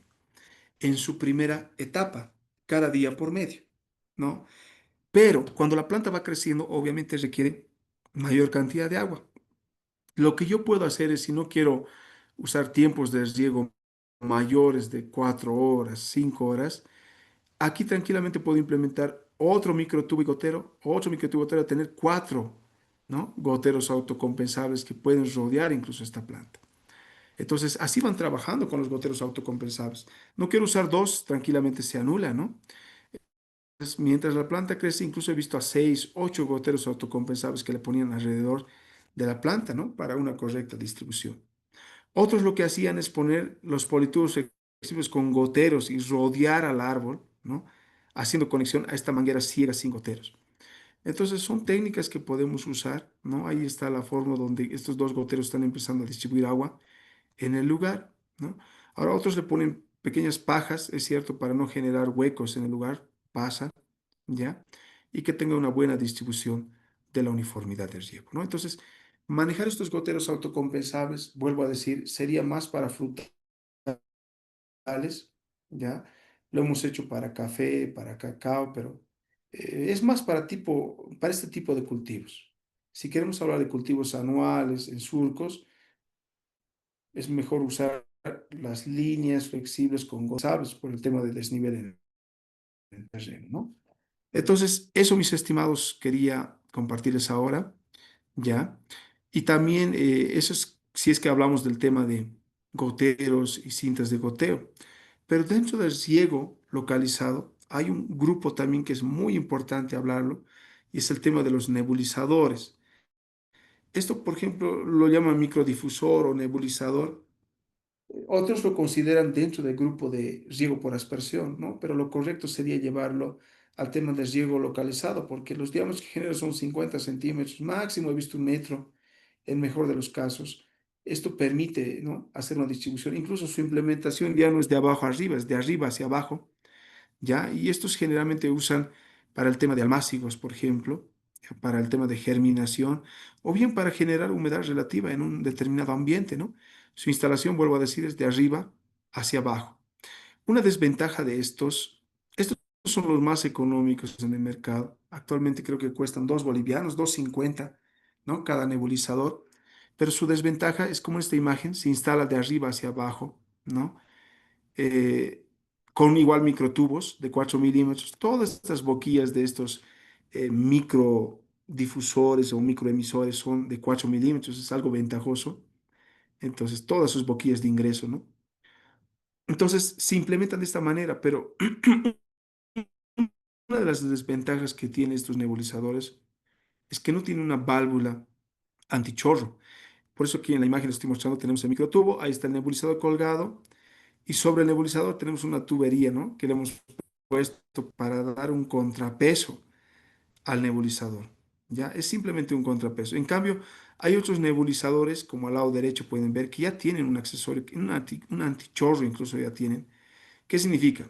Un contrapeso y antichorro, que cuando la bomba se apaga, automáticamente esa válvula se cierra, ¿no? Y ya no hay gotas que están cayendo y perforando incluso la zona del almácigo. En cambio, estas que son más económicas, nebulizadores, apagas la bomba y va a seguir goteando hasta que el agua se termine de toda la red de tubería, ¿no? Y eso causa perforaciones en el suelo, en los preparados, por ejemplo. Entonces, hay esa desventaja, ¿no? Son económicos, pero tiene ese problema. En cambio, los otros que tienen un mayor precio, ya antes estaban a 15 bolivianos, ahora deben estar más de 20 bolivianos, pero tienen esa ventaja, ¿no? Del antichorro. Son considerados como microaspersores en muchos de los casos, ¿no? Por ejemplo, este, el Greenspin, es uno de los que me gusta mucho manejar. Lo hemos hecho incluso prueba en quinoa, ¿ya? Aquí les voy a mostrar enseguida unas imágenes. Hemos hecho un experimento en Oruro recientemente donde hemos hecho almácigos de quinoa, hemos hecho, es una barbaridad hacer almácigos en quinoa. Pero así es la investigación, ¿no, mis estimados? Pero les hablo un poquito de esto. Esto ya tiene su válvula anticorte, antichorro, tiene su contrapeso. Son bastante usados, ¿no? Vuelvo a decir, tienen costo de 25, se adecua muy bien a viveros forestales, almácigos, o sea, se adecua bastante bien, ¿no? La implementación, pero siempre es de arriba hacia abajo. ¿Ya? Dentro de los microaspersores también podemos tener este otro tipo de botones, ¿ya? Esto no es usado para papa, por si acaso. Lo hemos hecho para una demostración en la papa, ¿no? Estos microaspersores, por ejemplo, que están viendo aquí, son botones de diferentes clics, le llamamos nosotros, dan giros, que pueden agrandar su diámetro mojado. Estos no giran, por si acaso, ¿no? Tienen orificios estáticos, pero su uso es más enfocado para el tema de plantines, vuelvo a decir, y frutales, ¿no?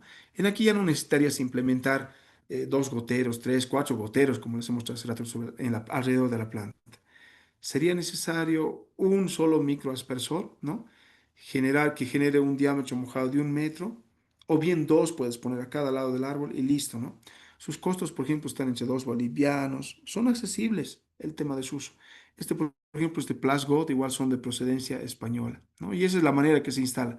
Tiene su propio estaquita, su microtubo de 4 milímetros, el gotero, ¿no? Y estas se instalan al igual que los goteros autocompensables en un politubo flexible al borde de la planta, ¿no? Ahí está. Esto es por una demostración la papa. Se ha querido hacer una investigación con esto. Da magnífico, pero cuando hablamos de este tipo de cultivos, el tema de costo es algo que hay que ver, ¿no ve? O sea, no justifica muchas veces la implementación de un buen sistema si no vas a tener muy buenas producciones. Bien, mis estimados, ya estamos por concluir. Quiero hablarles ahora sobre la automatización dentro de este tipo de sistemas, ¿no? Mira, por ejemplo, un ejemplo bien puntual. Podemos tener un tanquecito de plástico, un reservorio, un tanque de la procedencia, de la cantidad que ustedes quieran, de la cual se hace una conexión de una tubería. Ahí está, aquí tengo una tubería de polietileno que está conectado a la base del tanque, ¿no? Ahí está su llave de control. Dentro de una casetita tengo una consolita, les he mostrado estas consolas eh, que son de 4 estaciones, 6, 8 estaciones, 2 estaciones, cuanto queramos nosotros, para el tema de manejo de parcelas. Esta es una pequeñita, por ejemplo, de 2 estaciones que puede manejar tranquilamente 2 parcelas diferentes, ¿no? Es un programador que me permite conectarlo a una bomba, ¿ya? A una bomba, justamente aquí está ese es el programador, ¿no? La Xcore, por ejemplo, son de la marca Hunter, vuelvo a decir que son bastante buenos, que me permite hacer esa programación. Esa consolita está conectada a una bombita de medio HP de presión, es pequeñita la bomba. Ahí tenemos 3 cuartos de tubería que sale. Tengo igual su filtro, su llave de control. Y a esto he hecho la conexión de 2 electroválvulas. ¿No? Miren, al inicio mismo, o sea, la bomba, a la unidad de presión puedo conectar yo el cabezal de riego directamente, ¿no? Y incluso esto tendría que estar, la llave de control tendría que estar antes, el filtro después, ¿no? Y luego ahí conexión de 2 electroválvulas directas.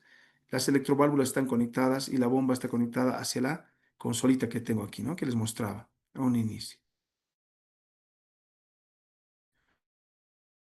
Para el encendido y apagado. Y en el mercado, por ejemplo, sirven tranquilamente para hacer funcionar parcelas, ¿no? Pequeñas en el lugar. A ver, ahí está, ¿no? Tenemos el filtro, llave de control. Vuelvo a decir, tenemos la bomba. Ahí está otro cabezal de riego con un solo filtro que nace directamente de la bomba. Eso les decía hace rato, no es necesario separarlo mucho. Tengo mi manómetro de control igual. Ya, estas válvulas selenoides o válvulas eléctricas pueden ser implementadas de diferentes formas. Miren, aquí está en serie.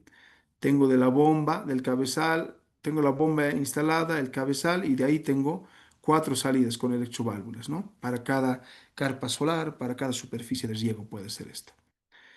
Entonces, miren, esto es lo que les decía hace rato. Hemos hecho una prueba de quinoa, almácigo de quinoa. Esto es con un tema de investigación. Pero nos ha resultado muy bien el tema de germinación usando este tipo de microaspersores, ¿no? Para generar una humedad ideal. Aquí no puede haber gotas que chorreen, que perforen, ¿no? Entonces, se tenía una instalación correcta en esos mismos mangueras ciegas. Estas mangueras ciegas o proyectos flexibles son muy usados de 16 milímetros, sobre eso entran justamente los microaspersores, ¿no? Y ahí se tiene una humedad. La cuestión aquí es que se moja todo, pasillo y todo, ¿no? Pero es bastante eficiente para el tema de manejo. Entonces, vuelvo a decir, estos microaspersores, esa es la manera correcta de implementar, ¿no? Algunos lo usan para generar humedad también y puede ser tranquilamente usado para eso, ¿no? Bien, muy aparte de lo que es el riego por aspersión, riego localizado, que tiene una variación muy tremenda, que cuando hagamos la práctica, hagamos el diseño, lo vamos a ver, ¿no? Es importante también que hay tecnologías, por ejemplo, el riego por cintas por aspersión. Es una técnica que está nomás empezando a usarse con mayor frecuencia en nuestro medio por el tipo de aplicación que tiene agua, ¿no? Aquí, esto puede estar dentro del grupo de aspersión, ¿ya?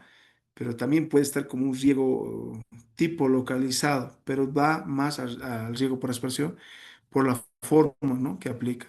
Aquí vuelvo a decir, juega mucho el tema de los ángulos con los que sale justamente los chorros de agua, ¿no? Hemos tenido un artista que ahora ya es un colega nuestro, ¿no? Que ha trabajado justamente mucho en este tema de cintas de aspersión, ha podido jugar, ha podido observar, vuelvo a decir, el tema de los ángulos, ¿no? La uniformidad de riego, para qué tipo de cultivos.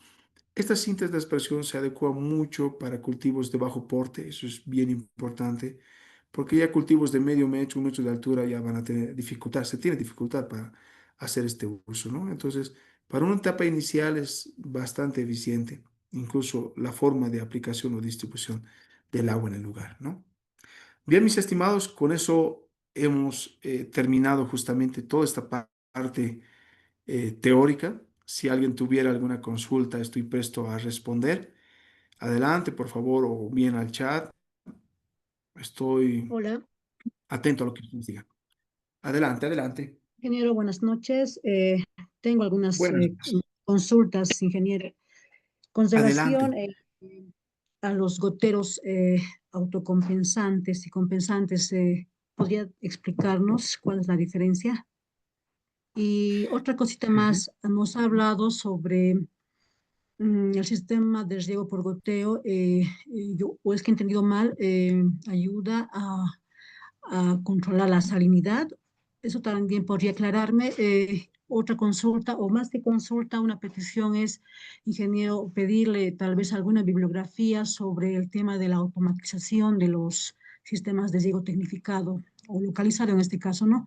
Eso, ingeniero. Buenas noches y gracias. Bien, muchas gracias.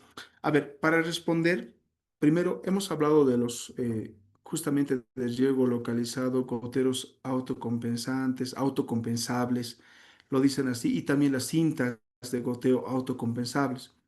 Estos se usan, por ejemplo, para sectores donde no podamos garantizar una distribución uniforme del tema del caudal y la presión. Ya, por ejemplo, yo he trabajado en sectores de Zapaqui, donde ustedes saben, Luribay, son valles interandinos, donde hay mucho desnivel en el sector, ¿no? Entonces, puede ser que las cintas del final, digamos, de mi desnivel, generen una mayor presión y las líneas que están cercanas a mi fuente de presión generen una menor presión de trabajo por el tema del desnivel. Ustedes saben que a mayor desnivel, mayor presión se va a generar, ¿no ve? Por el tema de la caída del agua.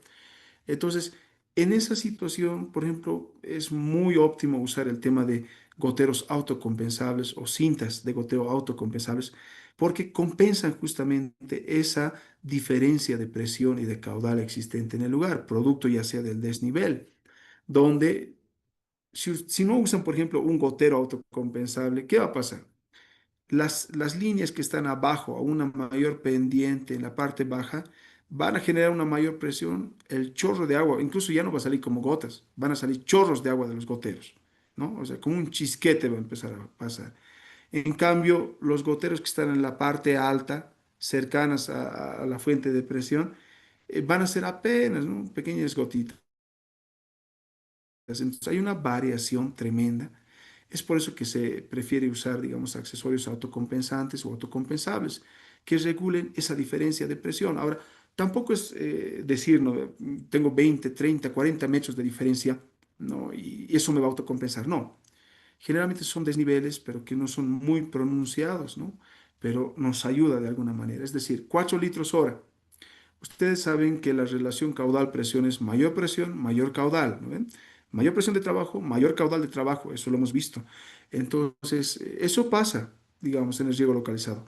Mayor presión se va a generar, mayor caudal tendría que emitir. Pero para que no ocurra eso, usamos accesorios autocompensantes o autocompensables, que tienen un pequeño filtro interno estos accesorios que regulan el caudal, ¿no? Le puedes dar más presión, pero siguen emitiendo 4 litros hora. Entonces, compensa esa variación justamente de caudal y de presión. Eso significa esos accesorios. Ahora, la otra consulta, perdón, ¿cuál era la otra consulta? En el tema, por ejemplo, de programación, de la salinidad, las cintas. No, no es que el sistema de riego localizado ayuda al tema de combatir la salinización, sino que hay situaciones, hay sectores, hay lugares, por ejemplo, donde el agua es muy salada, ya, hay mucha salinidad, pero aún así el productor debe usar esa agua para su riego, porque es la única fuente de agua que tiene. Entonces, ¿qué hace? Hace un proceso incluso de tratamiento, pero ni aún así se logra eliminar por completo la sal, ¿no? Entonces, yo decía, en situaciones donde se tiene riego localizado y se tiene un cultivo, si por ejemplo yo calculo un tiempo de riego de 2 horas y media, un ejemplo, ¿no? 2 horas de riego con riego localizado, yo debería añadir una media hora o una hora más de riego para el tema del lavado de sales. ¿Con qué intención? De que el agua salina se infiltre a superficies o a horizontes más profundas, ¿no? donde no esté al alcance de la zona radicular. A eso me refería cuando decía, cuando usamos riego localizado tenemos que aumentar un tiempo más de lavado. ¿Ya? A eso me refiero. Ahora, por otro lado, me decían el tema de un manual de automatización. No se preocupen, voy a subir pequeños manuales de las empresas Hunter, por ejemplo, Carrine, que son empresas que se dedican, vuelvo a decir, a hacer esta distribución de este equipo. Nosotros recibimos materiales directamente de Hunter Carrine para hacer la instalación de automatización de los controladores de las válvulas solenoides y ellos nos dan manuales, ¿no? Justamente a las empresas de las cuales nosotros hacemos instalación. Igual lo vamos a compartir esos manuales para que tengan referencia de cómo se hace el proceso de automatización, que no es la gran cosa, vuelvo a decir, es algo muy sencillo, pero hay que considerar aspectos técnicos, ¿no? Dentro de esa automatización. Muchas gracias por esa consulta. No sé si habría alguna consulta más. Adelante, por favor. A ver, en el chat dice, en situación de salinidad se recomienda aplicar sobre riego. No es un sobre riego. Bueno, puede ser considerado como un sobre riego, pero es un tiempo de lavado, se le considera, ¿no? Tiempo de lavado. ¿Con qué finalidad? Que las partículas que han sido programadas, digamos, en 2 horas, un riego, vuelvo a decir, puedo aplicar una media hora más, unos 40 minutos más de riego, para que esas sales se vayan a una mayor profundidad, ¿no? Es un tiempo de lavado, se le considera. ¿Ya? ¿Alguien más tuviera alguna consulta? Adelante, por favor. Sí, Buenas ingeniero, tardes. disculpe, perdón, con la experiencia que usted tiene, ingeniero, ¿podría recomendarnos qué tipo de aspersores o emisores podríamos utilizar para el tema del riego en el cultivo de la quinoa, considerando tal vez los factores climáticos? Eso, por favor, ingeniero, gracias. Muchas gracias. A ver, vuelvo a decir, hemos tenido experiencias en el tema de riego localizado. En Oruro, por ejemplo, en el sector de Salinas, hemos trabajado mucho en el tema de Guari, en el sector de Guari, con tema de quinoa, ¿no?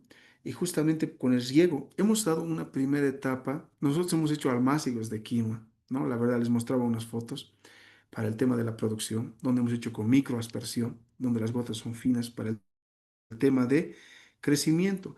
Y una vez aplicado en campo, a ver, hemos tenido esta situación. Cuando el cultivo de quinoa está ya en una etapa mayor de desarrollo, ¿no? En estadio medio, le podemos decir, el tema de la aspersión hay que tener mucho cuidado en su uso. El tema de el índice de grosor de gotas, nosotros lo hablamos como característica hidráulica, ¿ya? El índice de grosor de gotas es algo que tenemos que controlar porque gotas demasiado gruesas hemos empezado a destrozar el cultivo.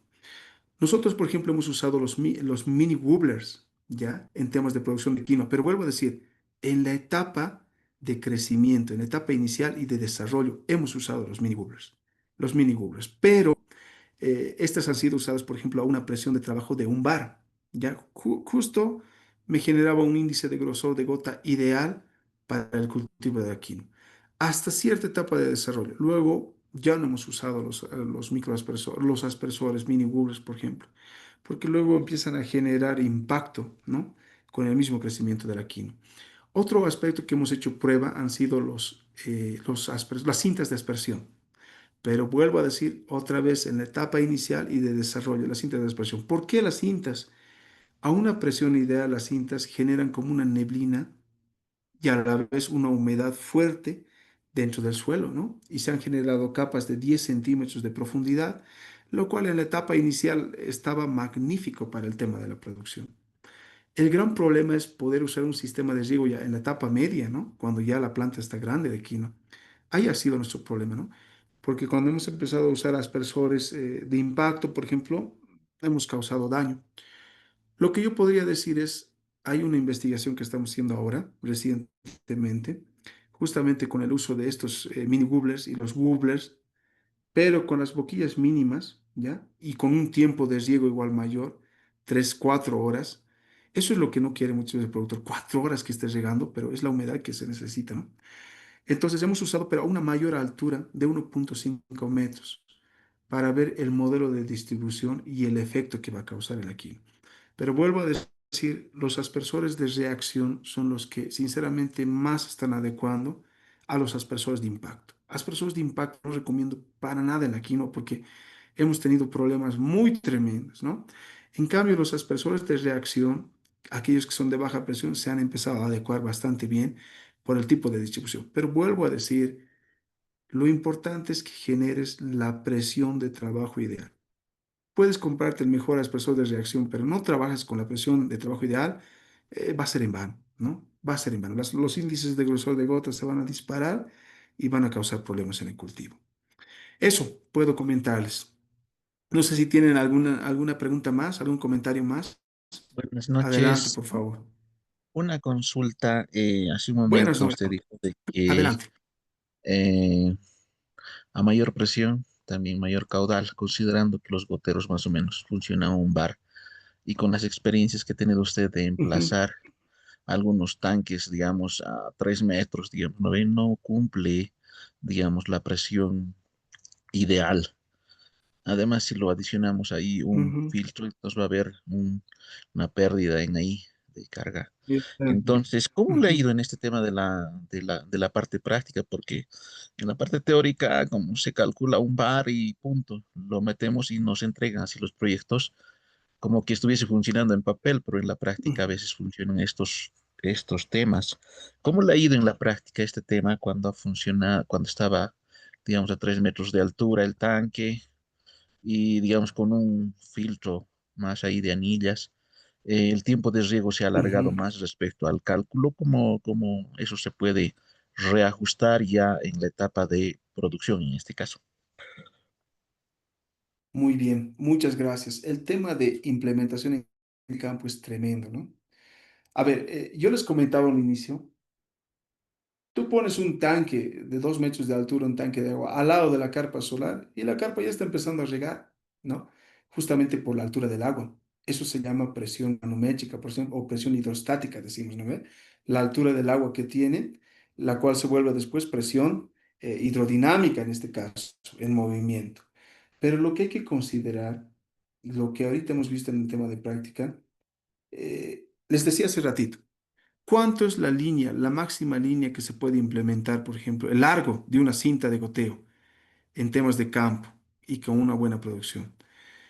Lo que nosotros hemos corroborado es que 30 metros es lo máximo que se puede implementar con una altura de 5 metros de presión o un pilar elevado a 5 metros de presión.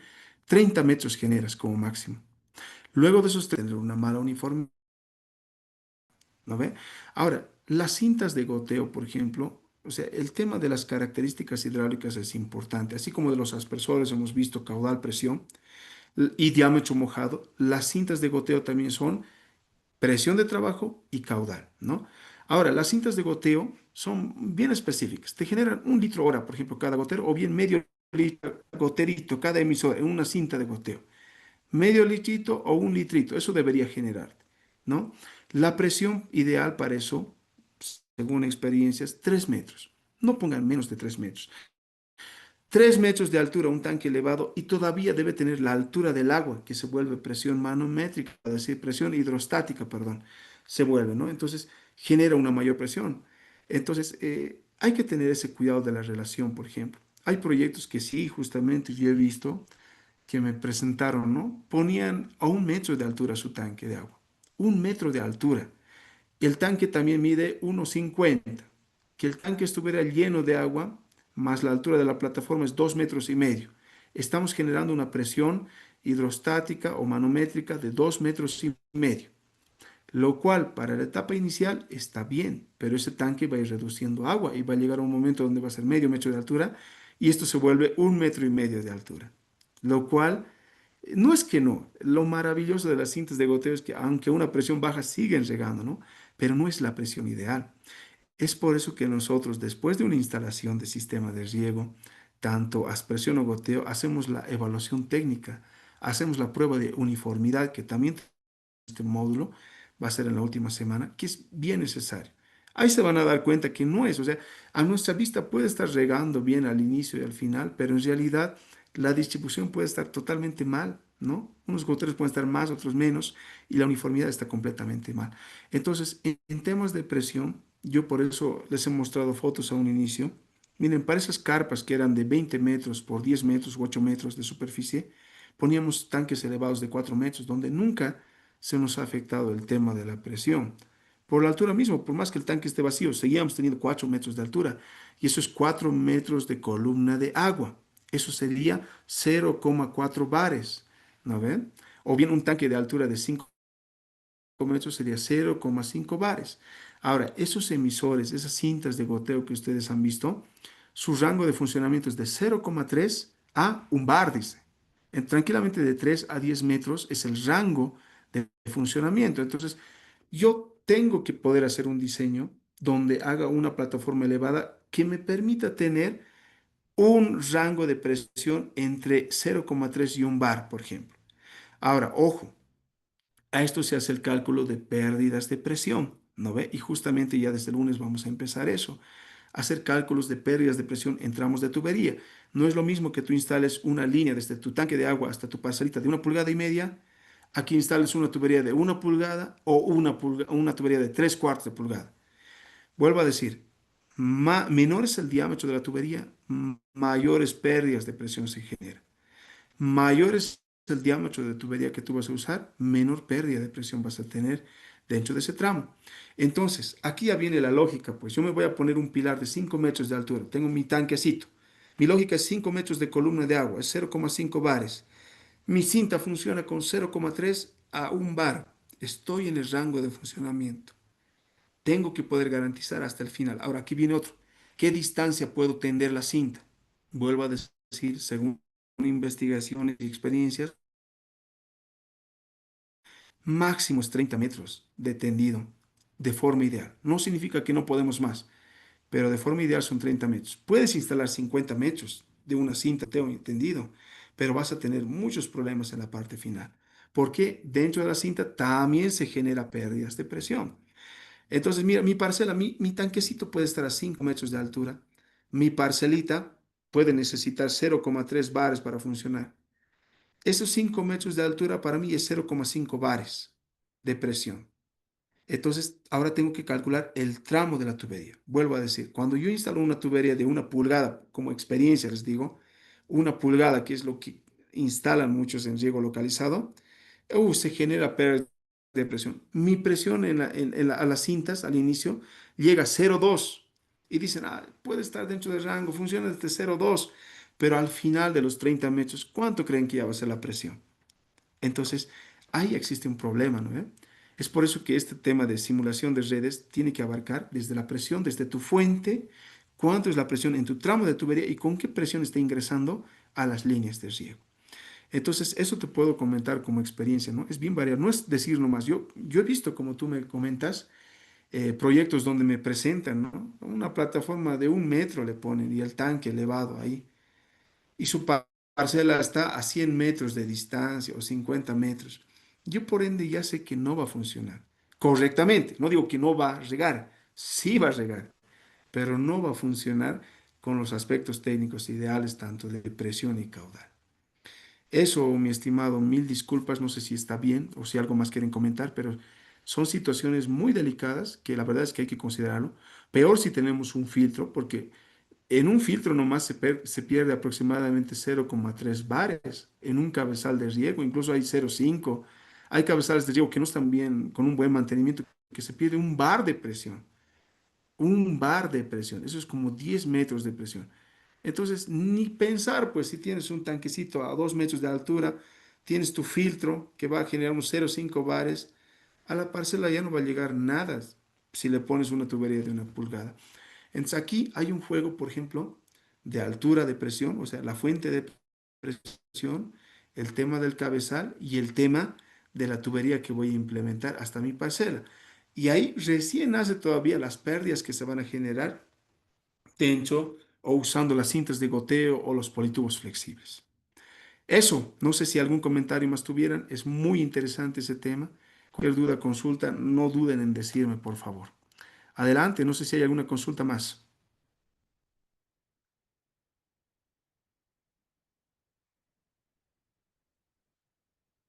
Bien, creo que no, ¿no?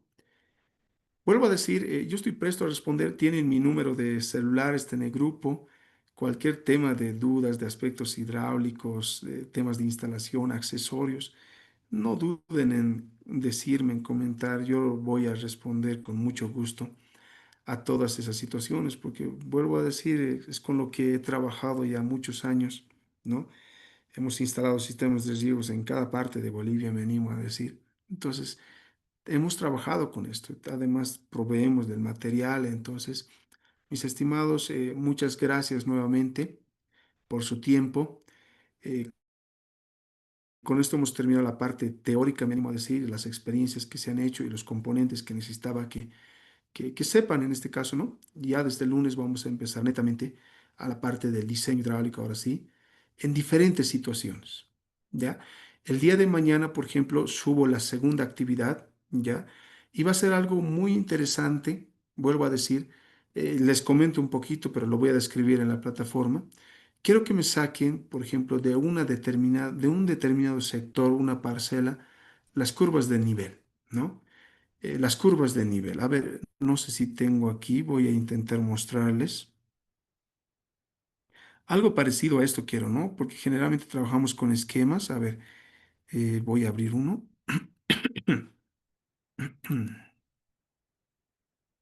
Esperen un momentito, por favor. Voy a mostrarles.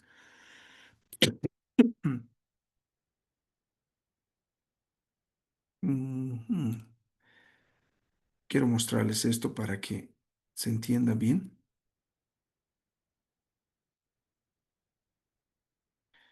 Quiero que me saquen, o sea, de un determinado sector las curvas de nivel. A ver, lo voy a presentar para que lo vean bien.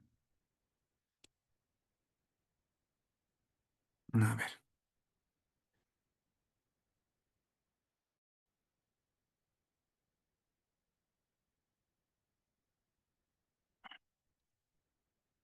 Por favor, me dicen si se nota. ¿Se nota, por favor, lo que estoy tratando de presentar? ¿Se logra ver? Sí, sí, ingeniero. Ya, muchas Sí. gracias, muchas gracias. Miren, la actividad que voy a dejarles el día de mañana es, por ejemplo, de un determinado sector de donde ustedes trabajan. Me gustaría mucho que sea de los valles para poder, o que tengan cierto desnivel en el lugar, es poder determinar nuestras curvas de nivel, ¿no? Generalmente, nosotros para el tema de diseños, trabajamos mucho con el tema de curvas de nivel, para el tema de diseño de redes de tuberías. Por ejemplo, aquí yo tengo una parcela en un determinado sector. Aquí puedo localizarlo yo con mi fuente de agua, ¿no? Aquí puedo tener mi línea principal, mi secundaria, ahí están mis laterales, ahí están los emisores de riego. No quiero que hagan esto, simplemente quiero que me saquen las curvas de nivel de un determinado sector donde van a implementar su parcela, ¿no? Una parcela cualquiera, ya sea de cualquier cultivo que ustedes quieran. Esto con la finalidad de poder ya la otra semana empezar la parte práctica de diseño, porque nosotros vamos a empezar a diseñar fuente de presión primero, ¿no ve? La univeo, si es que amerita, la línea principal, es decir, cuántos metros será desde la fuente hasta la parcela. Necesito saber cuánto es el desnivel y las curvas de nivel me ayudan mucho para eso. Puedo determinar aquí, por ejemplo, que tengo, esto es a cada medio metro, por ejemplo, un metro, ¿no? Uno, dos, tres, cuatro, cinco, casi 6 metros tengo de desnivel desde la unidad de presión hasta mi parcela. Luego tengo mi tubería secundaria que está de color celeste. Igual voy a tener un desnivel en esa implementación, ¿no? De la línea secundaria y de los laterales, obviamente voy a tener un determinado desnivel. Eso me va a ayudar mucho para hacer los cálculos de requerimiento de tuberías, por ejemplo. Entonces, usen el método que ustedes quieren. Hay diferentes métodos mediante imágenes satelitales, el Global Mapper, eh, eh, el ArcGIS, o sea, diferentes. Lo único que quiero es curvas de nivel de una determinada parcela o sector donde ustedes quieran implementar riego parcelario. Puede ser un cuarto de hectárea, lo que ustedes quieran, ¿no? Las curvas de nivel desde su fuente de agua hasta la parcelita donde vamos a obtener. Nada más. Eso es lo que quiero que trabajen durante esta semana. Sería bueno que trabajen este fin de semana para el día lunes ya tener esos datos y empezar a hacer un diseño hidráulico. Eso, mis estimados, muchas gracias. Por ejemplo, esto es de varias parcelas, ¿no? con sequía, con la sequía, con canales, son diferentes sectores que nosotros implementamos. El riego, por ejemplo, pueden ser de diferentes productores, en base a un determinado canal de riego, o puede ser un ojo de agua, lo que ustedes quieran, pero lo que necesito es esa variación de curvas de nivel para hacer un diseño hidráulico en el sector.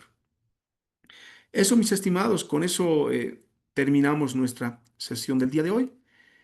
Voy a detener la grabación.